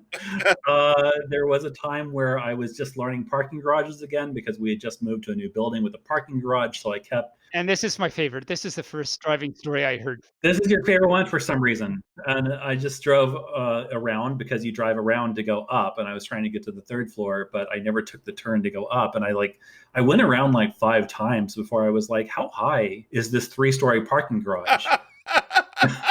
And I thought, hold on, it's 3 stories. I know this answer, and it's not nearly as high. What am I doing? I'm very stupid. So wait a minute, you just drove around in circles on the same level? I drove around. It was like the second level, so they all look the same. And then eventually I just realized, like, these are the same cars. These are the same cars. You're just going in circles. I ran a con, goddammit. Sorry. Which is also going in circles most of the time. It's also going in circles, right? I felt like I was competent and I was not, and then I don't know. And okay. I think my least favorite of these stories is where. So he's going to tell it. Okay. Yeah, well, because it's your, this is for you. This is for you, Taebyn. And so. Oh yay! Yeah, this was just like one problem you have when you like to eat is you'll go through drive-throughs and like you'll have like bags in your car and you have to get bags out of your car. So like you take them out, you throw them away. And in Carrollton, we have these giant like bins, these residential trash cans they're pretty tall. And I got my keys in my hand and I got the trash in the hand and I put them both down the garbage can and it was empty. So like the keys are now at the bottom of this very tall garbage can. I can't reach. I try. It's very sad. I try and like it's hard. So I have to get the garbage can over and I have to crawl and I start crawling into the garbage can and like here comes a neighbor driving by and they're just like slowing down. They stop. They look at me like, okay, my neighbor's just crawling into a garbage can. What's that hyena doing this time? What's hyena doing today? So I got to crawl in there. I got to get my keys and I come out. She smiles and waves at me and drives off. And I don't know if she lived anywhere. I don't recognize that neighbor, but I don't know what she's thinking and I don't want to know. And it was a sad day. Wait a minute, she stopped and watched you? Well, she just wants to know, like, why is this person crawling into a garbage can? Like, and I was dressed like business casual at the time. Like, it's just weird to wear like slacks and like a button-down shirt. And like, maybe she thought I was just giving up. Like I was just going home now to like my new home, the garbage can, which maybe thinking about it, maybe I was. But you're not a trash panda. You're a hyena. Oh, yeah, but I day trash panda. Well, he was confused. It was a hard day. He was having a fluff identity crisis, It was a lot going on. It was a long day and a long year. And maybe I just wanted to lay down in the trash can. Right. It's like, I'm done. Where everything at least makes sense. Just throw me away. I'm done. I'm over. There was a Whataburger sticker a long time ago that said, when I am empty, please dispose of me properly. And we would ironically wear that as a pin in high school. Nice. And that was all before 2020. So. Okay. Yeah. Oh, goodness. Well, goodness. We have come to the end of our time together. We have spent a lot of time together, actually. A lot of time. I'm so sorry. A lot of time. No, it's been a great conversation. But good. Yeah. Hi, Taebyn. Oh, did I say my name is Taebyn? You don't have to. Hi, Taebyn. He knows who you are. Oh, I'm a pup, bark, bark.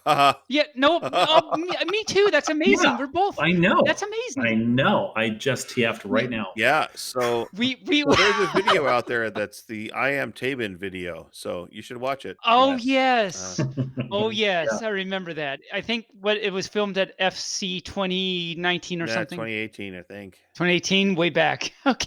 Nice. Long time ago, many moons have passed. The before times. So for any further that's listening, if you're still listening, thank you. And go check out my YouTube and find. No, is it even on mine? I think it's only on yours. Is it only on Barely. mine? I don't know. I'm not Well, sure. go to both of our YouTubes Anyway, and check it out. Go to both of Look at all of our stuff. Go somewhere on the internet On and the find. interwebs. My name is Yes. Taebyn, and Yes. that's that. And go relive when cons used to happen. That's right. Yeah. Oh, it's so good. What con do you think is going to happen next? First, Like big con. Big con, what do you coming back? Yeah. I think BLFC will be the first. Taebyn, what do you think? I was talking to someone like actually just yesterday about this, and the conjectures were BLFC, MFF. So I don't know. It's hard to know. I mean, it It's depends very on if hard to know. BLFC keeps the October Yeah. dates that they pushed it to this last year or what. So we'll just see. So I kind of hope it's MFF, just because if anybody can sustain a giant, because like whatever con That opens many. up first Oh, everybody's going to go. is going to Yeah. get just destroyed, Yeah. unless someone does it too soon. Just destroyed. If it's True. TFF, that'll be kind of funny because like they were the last ones to go, Yeah. so they'd be the first ones. to come back. Okay, maybe for some- Well, see, BLFC is scheduled for June. They haven't canceled it. Yeah. Oh, is it? I had They not have seen not canceled it yet. So I think so. We'll see. You know, it all's going to depend on the vaccine. And what's really going to be weird about this podcast is that in the future, people are going to be listening to this and they're going to go, the vaccine. Oh, yeah, that thing that happened. Because people have short memories and they're not even going to remember this pandemic in 5 years. Oh, I don't know. Nope. They will I feel not. like everyone who's lived through this pandemic is going to be like, Nope. Like we already have like friends that are like, once crowds come back, I don't know. I don't like crowds anymore. Like, Yeah, Oh. it's interesting because I mean, think about 9/11. So, you know, even 5 years after 9/11, which was a major event in our history, people were like, yeah, that happened. So, you know, but I have to get my job done. Yet they didn't care. 5 years later, they didn't care. I feel like a lot of people care. I guess it depends on where you were. But it's just like I don't know. I just think I think the pandemic is just going to be a thing. They're going to politicize it, and B, they're going to eradicate it relatively quickly once they get the vaccine out there, I think. But that's my own opinion. I am not a doctor. Please don't take my advice. I am not a doctor. They're hoping for June. Theratal. Theratal. See if Theratal is right for you. So I mean, it's kind of like, you know, the flu happened at one point, and that was a big thing, and now we have a vaccine for it, and then we're like, okay, let's get it. The great thing is that, well, one great thing is that, you know, the flu, the vaccines are thought to only be, depending on what you get, like 20% effective. But I've been seeing the vaccines that, like from Pfizer, which I can never say. How do you pronounce that? Pfizer. Pfizer. Pfizer. Pfizer. What did I say? The P is Pfizer? silent. Hip. The P is silent, just like the Okay. P in baby. Anyway, yeah, I don't know what was happening. The P is silent, just like the P in baby. There's no P in baby. Of course not. His diaper's wet. Oh. I did not. Okay.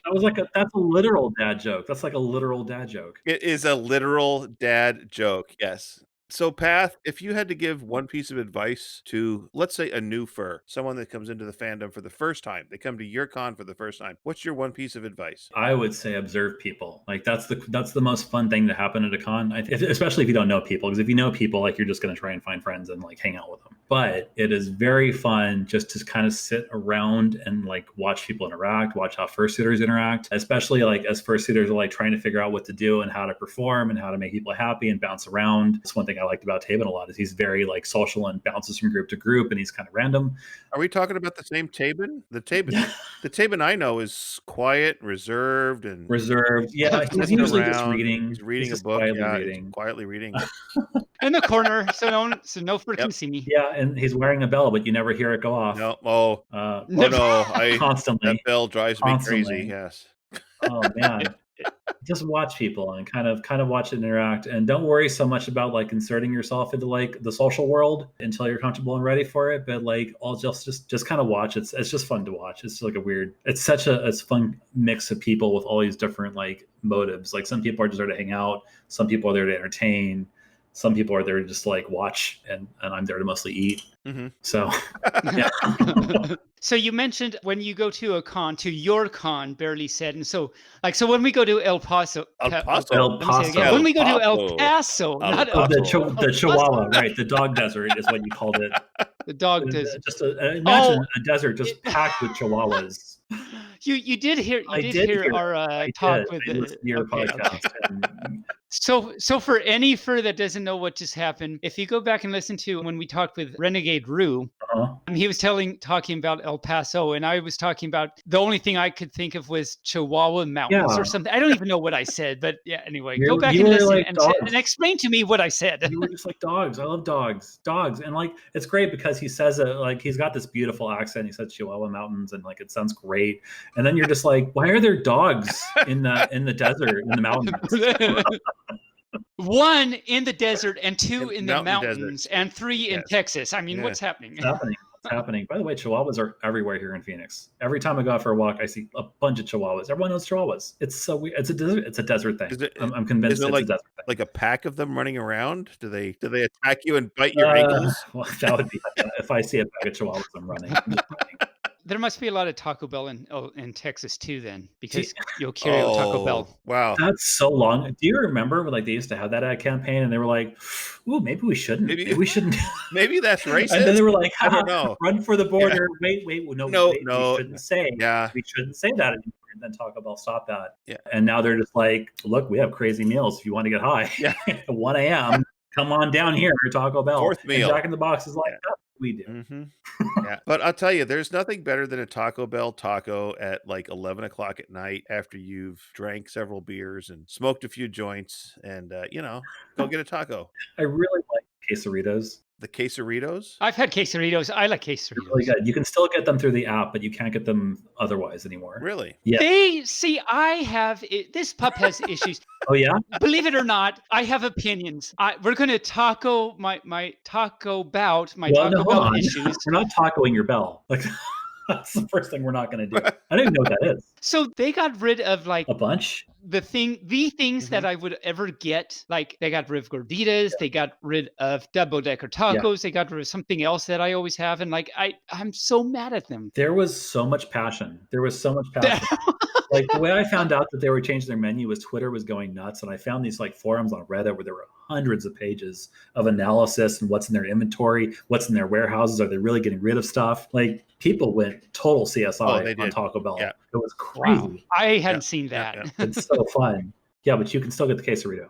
That's all I cared about. What's a quesarito? It's really good. It's a mix between a burrito and a quesadilla. Oh, okay. Kind of. But it's very cheesy and it's a little spice up, and you can get some the different either chicken or beef or whatever, and they're actually pretty good. I do like them a lot. This pup likes quesaritos. I heard you had very strong burrito opinions. He does. I do actually have very strong.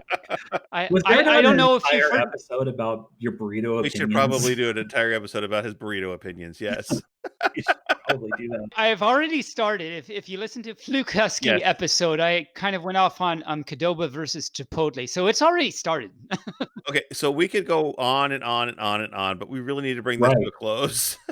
Okay, fair enough. Fair enough. Fair enough. So, Path, thank you for joining us. It's been a pleasure to have you. Thanks for having me. I can say that I haven't laughed this hard in a couple of weeks, so it's been nice to have you on the show. Yeah, it's been nice to be here. Yeah. Thank you. Yeah. Yay. Yeah. Happy, fuzzy, fluffy feeling things and hugs and wags. Yeah. And it's almost Christmas, so go Santa. Is that a team now? Is it a sports team? Go Santa, yes. It's a sports team. Go. Taco Bell's biggest supporter. Their cheerleaders are really small, though. Yeah. Oh, yeah. Anyway, Path, thank you very much for coming on the show. We appreciate you coming on and spending the time with us. I know that you're a very busy individual. No. I'm sure that your partner is wondering what the heck you've been doing for the last hour and a half. Oh, no, they know. They know very well. Oh, okay. All right. Well, okay, we're so good. We're good. Yeah, no, we're safe. All right. All right. Well, Taebyn, you have any final words for Path? Of course, just can't wait till I can hug you again. Yeah. It'll happen someday. Until then, see you on Telegram and the internet fluffs. I look forward to so many gifs of you. Oh, Ooh, gifts. Gifts. me of too. Taebyn. Me too. That's how Taebyn communicates, with just gifs of Taebyn. It kind of is, actually. It is kind of. All right. Well, thanks again. Take care. Okay. Bye-bye. Bye-bye. Bye. Bark, bark. Bark, bark. Wow. Path. What a guy. What a guy. Yeah, lots of fun to talk to. I've known him several years now, and he's always fun. We get along for whatever reason. He can get along with me, and no, he's got a lot of good stories. Got a lot of good things to tell. Uh-huh. It's a lot of fun, as you heard. Well, like you said before, he's come a long way since SeaWorld.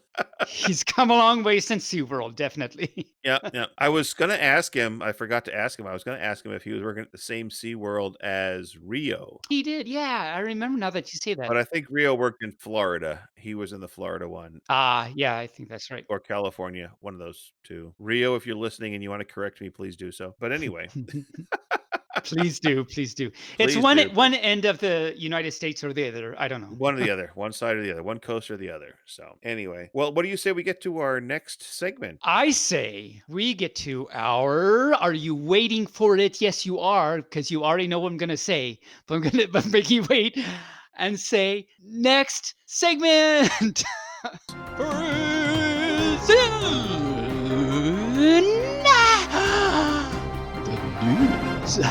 All right, so furries in the news. My scouring the web. I found a few things. The furry, or not the furry, but the Fur Affinity United Convention, which is one The that Furry they had on the United. East Okay. Coast, they have closed permanently. They will Oh, never be having another con never. anytime in the future. So, Yep, so is it that because of drama, or because furries ruin everything, or is it like a legitimate reason? Well, according to their website, it was a result of their moving their venue just last year, and so they couldn't get their attendance up because they went from several hundred miles away from their original venue. Then the pandemic hit, and so they just kind of Okay. said, "That's it, we're So done." it's a legitimate reason. That's good. I Yep, mean, it's yep. not good that they closed, but it's good that there's an actual good reason for it. Right. It wasn't drama or criminal activity or anything like that. It was just their board said, "Nope, nope, it's not Well, worth it." So why did the word rainforest just come to mind? right. I don't know. I mean, that had Uh, nothing. There was no criminal activity or drama or anything. Furry Life Online, the new-ish, Oh, came uh-huh. about 3 months ago, I think. Uh-huh. They got so big that they had to move to a different server. They took their site down on December 7th, and as of this morning, they're still not back online. So hopefully that's just because they're working out the kinks of moving to a bigger server, because that can happen. That can happen, but their website, this the little thing that you get says, "We should be back online within hours." Well, that's been Oh, I see. Okay. That's it's been that's a different thing. and of course, we as a podcast, you and I, Barely Furcasting, are kind of in the news. Oh, We're yeah, they're yeah, yeah. Yeah, Dogpatch Press is gonna do a feature spot on us, and so not a feature Fido, but a feature Not a spot. feature Spot, yes. Mm, Lovable so Spot. He's cute and cuddly, and he smiles a lot. If there ever was a pup to cheer you up, Spot, Spot, Spot. So if you heard last week's pupisode, you'll know what. Yeah, I just did that. yes. Anyway, yeah. So he was very nice to reach out to Barely and say he wanted to spotlight us. So thank you for that, Patch. All right. You know what this week is? This is a math week. This is a math week. We have spent a lot of time already, so we should get to our math. This might be an extra long episode, but I love our pupisodes. It's great. Yes, so this is Math Week because we've been alternating, and I have some interesting things I think that I want to say. So I want to talk about the millennium problems. Have you heard of these, Barely? Is that like the millennial problems? The millennials that they don't have a charger for their phone. That's a I millennial know problem. it's like my laptop battery is dead, but the charger is over there, and that's a Right. big problem. So It's a um, millennial problem. this is no, it's not that. It's the millennium problems from the Clay Mathematical Institute, CMI. That's different than TMI, which is pretty much everything. Whenever I say something, that's definitely TMI. Clay Mathematical Institute. They're in Massachusetts. They're a mathematical institute, and so at the turn of the century, or the millennium, so the 2000 Okay. is the Clay Mathematical Institute, CMI. I'll feature reference them as CMI because that's easier to say. They came up with a list of 7 problems. These are some of the greatest, biggest unsolved mathematical problems that like great minds, big mathematicians. These aren't just like little things. These are like huge mathematical problems, current mathematical problems that mathematicians have tried to solve. So, for example, I've talked about the Riemann hypothesis. I've talked about, if you remember, Fermat's last theorem. This was this big theorem, that conjecture that hadn't been solved for 500 years, that type of thing. This would be in that category. Okay. So there's a list of 7 problems, and these are like amazing problems. Like you literally win $1 million if you solve it. Like No, this is no joke. I'm not just saying, oh, you win like $1 million, exaggerating. This is, you win $1 million for solving this problem. $1 million. And you can imagine, like, okay, well, it's always people are trying to submit solutions to problems just for because they think they solved them, and recognition and all that stuff, to just whatever math departments in some university everywhere. Of course, if you put a price tag like $1 million on it, everyone's going to say, oh, I found a solution and stuff, and they're going to send their solutions to the CMI. But of course, they're not going to do that. These are so rigorous and strict and stuff that the CMI has said, well, in order to even be considered to look at your solution to this problem, you have to have had it published in some, good, well-known mathematical journal, and it has to have been published in that journal for at least 2 years. And third, it has to have general acceptance in the global mathematical community. It already, in order to even be considered to be looked at by the CMI, you have to already have been like, this is already a big thing. So if I publish, say the problem is 2 + 2 = what? And I published 3 years ago 4. Okay. Well, then I've solved the problem. And if I publish it and the unit that publishes it agrees with me and publishes it, and then it's cited in other things, then I've already solved it. Why would they want it Not still necessarily, because Okay. there can be problems. solved? Okay. And this doesn't apply just to mathematical thinking, just scientific thinking and like deep thinking and solving deep problems. There's always, I think the phrase is, there's always the devil hiding in the woodwork.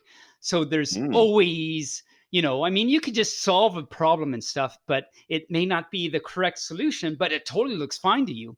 There are problems out there that are like, even the top minds think, yes, this is true, but there's still problems in it. And then somewhere down the line, someone finds a counterexample that says, oh, wait, this doesn't work with this particular situation. There must be a problem in the proof. So then people go in and see, oh, yeah, okay, finally they find out here's where the proof is.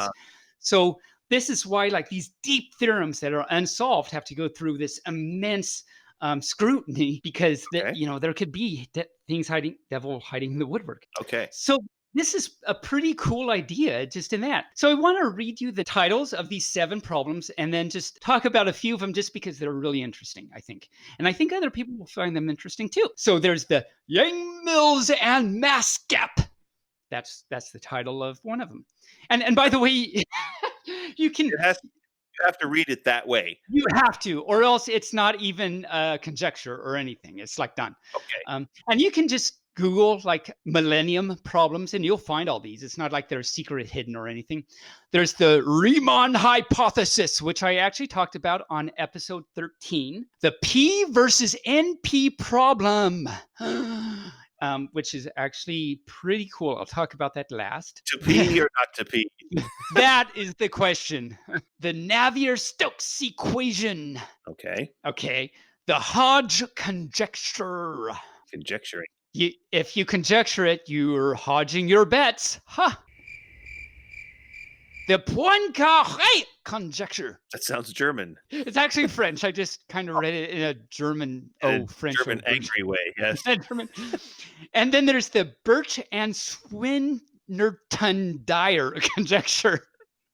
Dire conjecture. Yeah, it's very dire. Just to briefly, I want to talk about 4 of them. 2 of them are really brief. I won't take long talking about them because I know all you furs are tired of hearing me talk.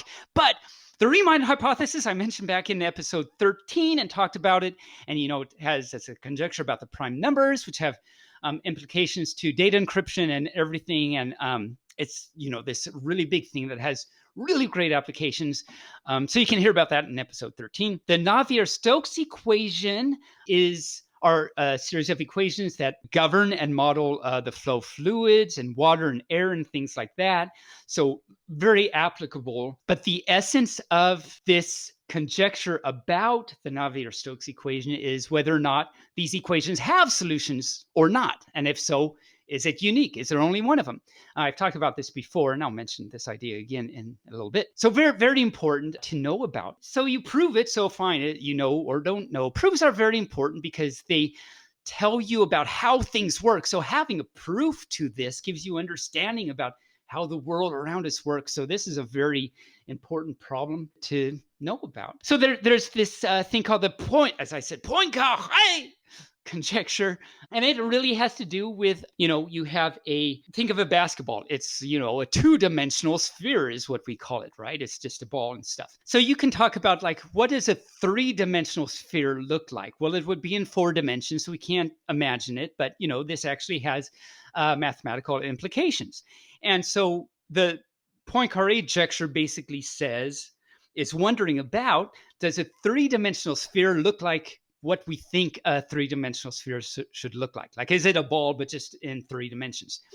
And there's more math to that, but I won't bore you and get into that. It's actually a simple sounding thing, but this was actually a conjecture posed by André Poincare in 1904. And this is actually one that was actually proved. Greg Perelman, he's Russian mathematician. He actually proved something called the Thurston geometrization conjecture. He actually proved, which says a big, more abstract general thing, but as a consequence, it proves the Poincare conjecture. And this went through scrutiny. He did this in 2002, 2003, so this went through scrutiny and everything.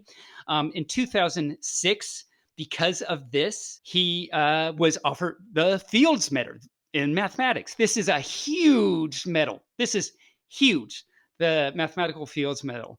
Is it so big you can't wear it? It's pretty much that big. He actually refused it. He turned down the Fields Medal. So in 2010, he was officially offered the $1 million prize. Would you take it? Well, it turns out that this guy, Greg Perelman, he lived with his mom, I think. He wasn't rich or anything. He didn't have lots of money. So you think, yeah, $1 million, hi, yeah, I'll take it. Guess what? He refused the $1 million. Why? It's been said by a particular director of a mathematical institute in, I don't know if it's Russia or something, but this particular director said he had a quote unquote strange moral principles. Okay. So maybe that's why. I don't know. I mean, I don't think anyone knows why. It turns out that after that, he said that he went into his little apartment and didn't want to be seen. Like, journalists and things would come to his door and say, "You're bothering me, go away." He actually left the mathematics community and went on to do something else. And I don't think anyone knows what he went on to do. But it turns out, though, even though the man is gone or whatever, it's still true. And it's actually spawned a lot of other mathematics and interest in as it's still a really good thing. But so that's pretty interesting and strange. So the fourth one I want to talk about is the P versus NP. So this won't talk about bathrooms at all, I promise. To pee or not to pee? This is actually really cool. And I think this is very interesting. And I think a lot of people and furs would think it's interesting. A lot of people in computers and computer science actually know about this. P actually stands for polynomial, and N is non-polynomial. And this has to do with the amount of time it takes to do something. Computer furs out there might know a time of complexity takes for a computer algorithm to run. It can be done in constant time, so like really fast, or polynomial time, pretty fast, but takes a lot longer. Exponential time takes a really long time to complete an algorithm or something. Anyway, that's what the whole polynomial thing is. So you can have a problem about something, like me talking forever, like I'm doing. But, so you can have a problem, and then you could be presented with a solution. Like your hubby comes in and says, "Just turn off the pup, Mike, come on."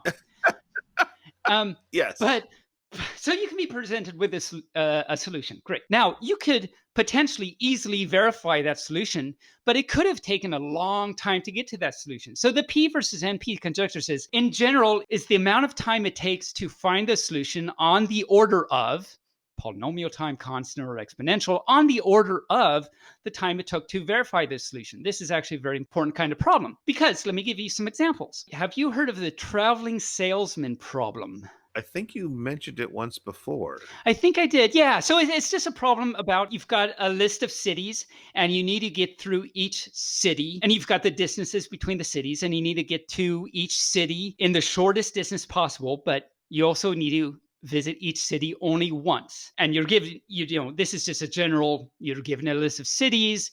you want to do this. Is there an algorithm to do that? If you're given a solution, it's really easy to verify that, yeah, that's a solution. You look at each one and like, oh yeah, they visit each once. Great. Coming up with that solution could be, and if you sit down and try and do it, could take a very long time. So that's one example. Another example is, let's say you're at a university where you're accepting 400 students. So this is like an application type problem. You're accepting 400 students to your university, and your dorms only fit 100 students. So you have to pick 100 students to fit in this. Okay, great. But then, of course, the dean gives you a list of incompatible students, like because of their history or whatever, you can't pair these up. So you've got to solve this problem with how do you pair up only 100, pick and pair up only 100 people out of the 400. Even if you take away the restrictions, 400 picking 100 people from 400 people, the amount of combinations is literally more than the number of atoms in the galaxy. So even making a computer, so now going back to computer science, making a computer program to brute force its way to list all the possibilities, I mean, you can't make even a program that's going to do that in a finite amount of time, even a long period of time. So, and then you put these restrictions on it, and it's like, wow, is that even possible to make a computer program to do that? Well, you might think not, but you might think, well,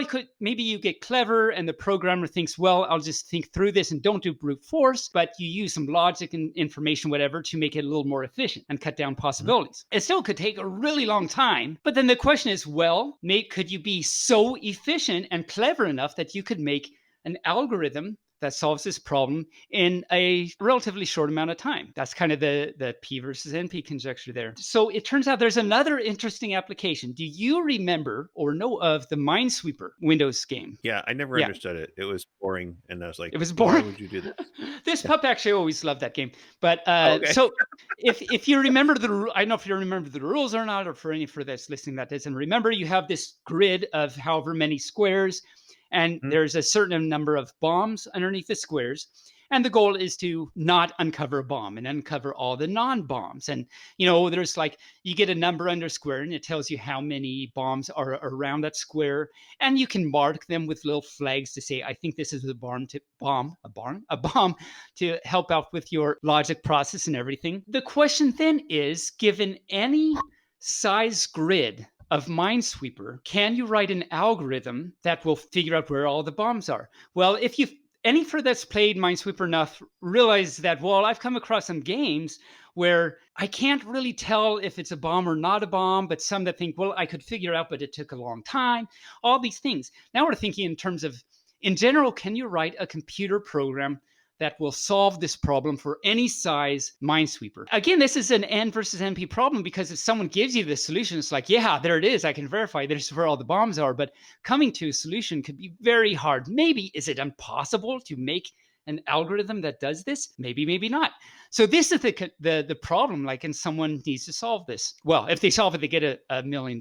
And of course, it doesn't mean you solve a Minesweeper game, you get $1 million. It's much bigger than that. So don't get too excited. I thought all that was very, very interesting. And I wanted to share that with you, Barely, and all of our furs out there. And all of our fur listeners. I listen to you and I think I am really dumb. Well, I guess I'll say to that, I think of it more of you don't know what you don't know until you don't realize you don't know it. So there it is.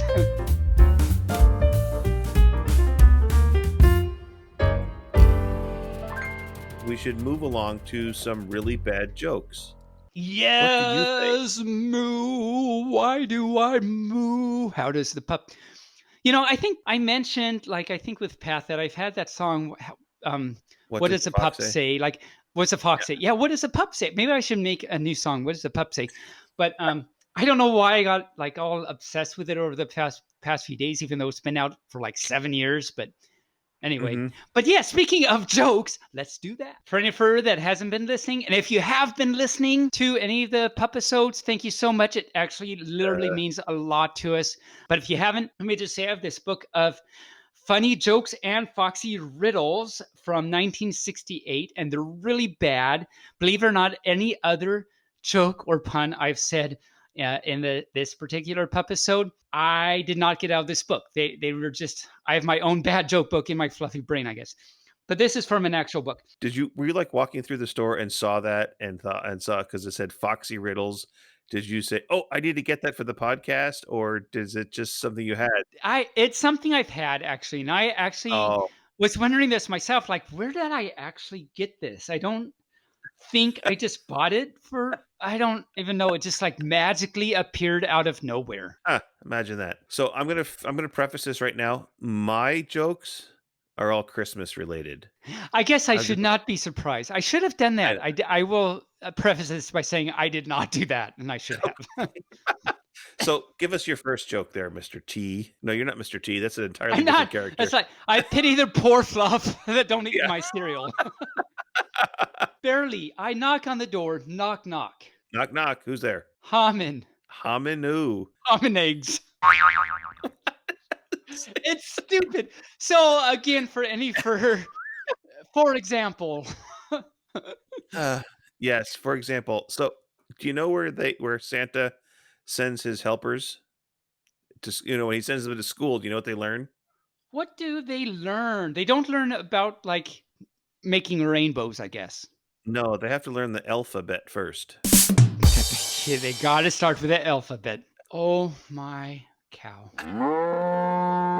Well, I'm at the door again barely, and Oh. I knock knock. Who's there? Cantaloupe. Cantaloupe. Who? Cantaloupe tonight. Dad has the car. So I think in lieu of gifts this year, I'm just going to give everybody an opinion. Oh wait, that was the punchline?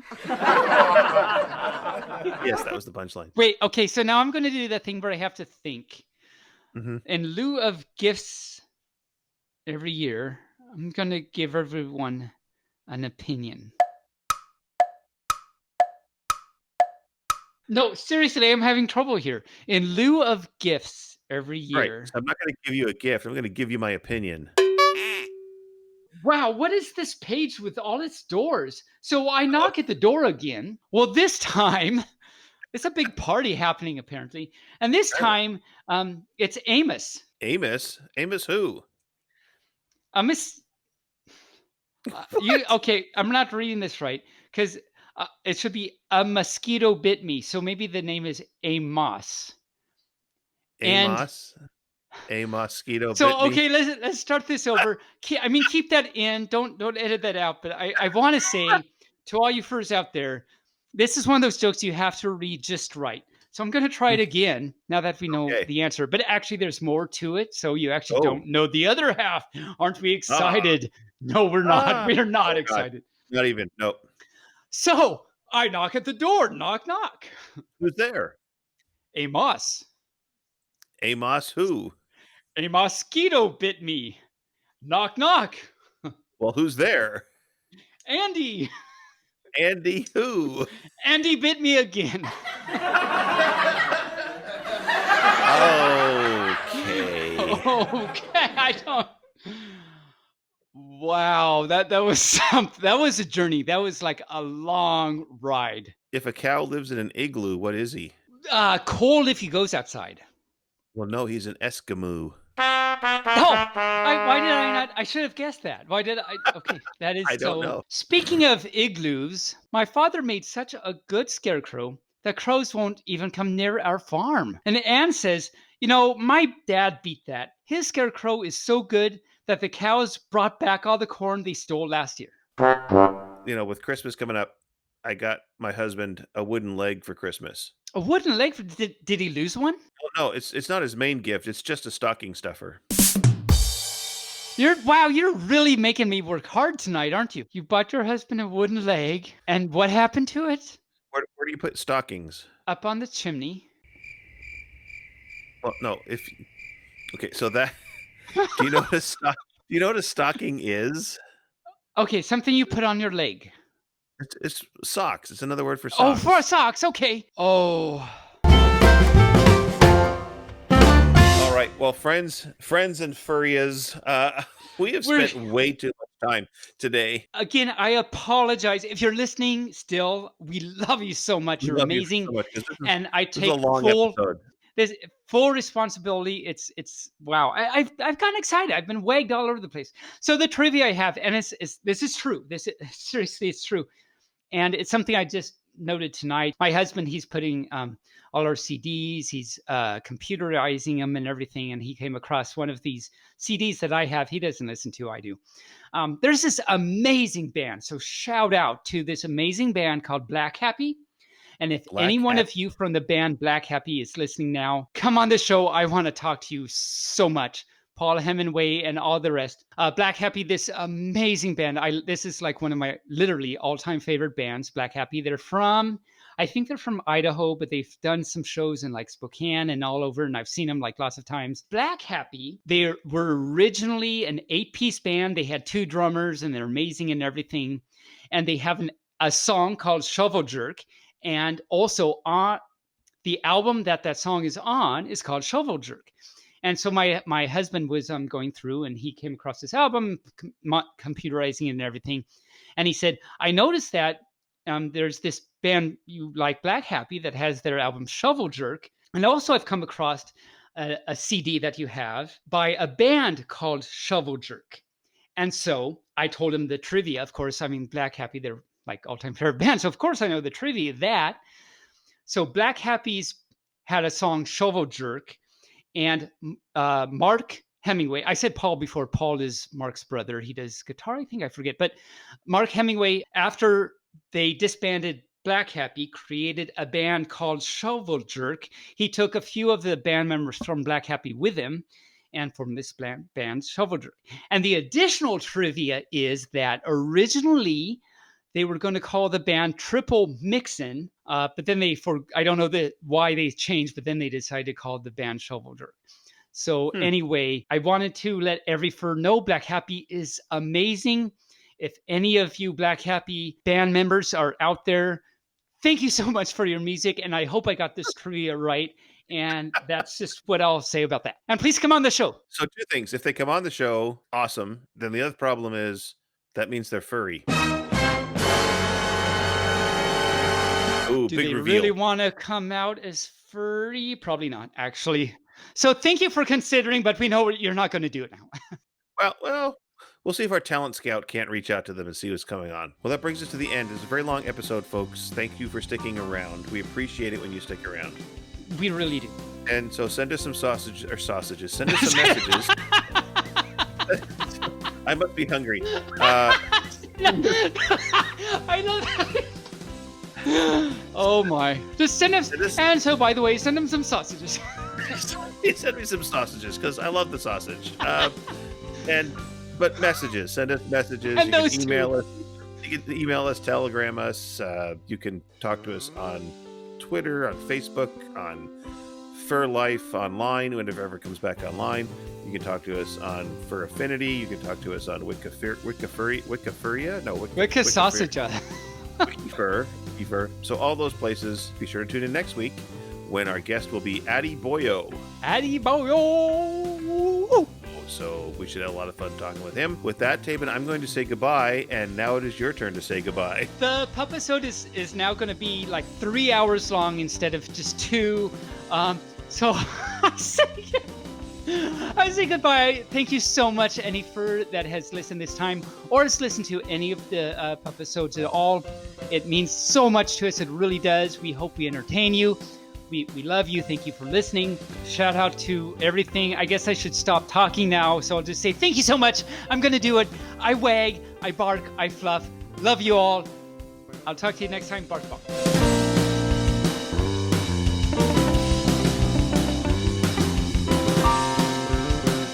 Barely Furcasting is an Injured Nerves studio production and is found on all major podcast platforms or can be heard directly at barelyfurcasting.com. The opinions expressed here are those of the hosts and their guests, and no commercial compensation was granted. The Furcast is produced, recorded, and directed by me, Barely Normal, aka Mike Began, and is edited by myself and our associate editors Rain Raccoon and Canes. This week's interview was edited by Rain Raccoon.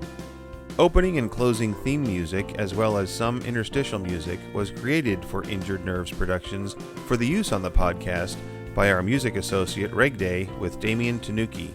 If you would like to send us a message, you can do so via email at barelyfurcasting@gmail.com or on our Telegram chat at BFFTchat, on Twitter, on our Facebook page, or on the barelyfurcasting.com webpage.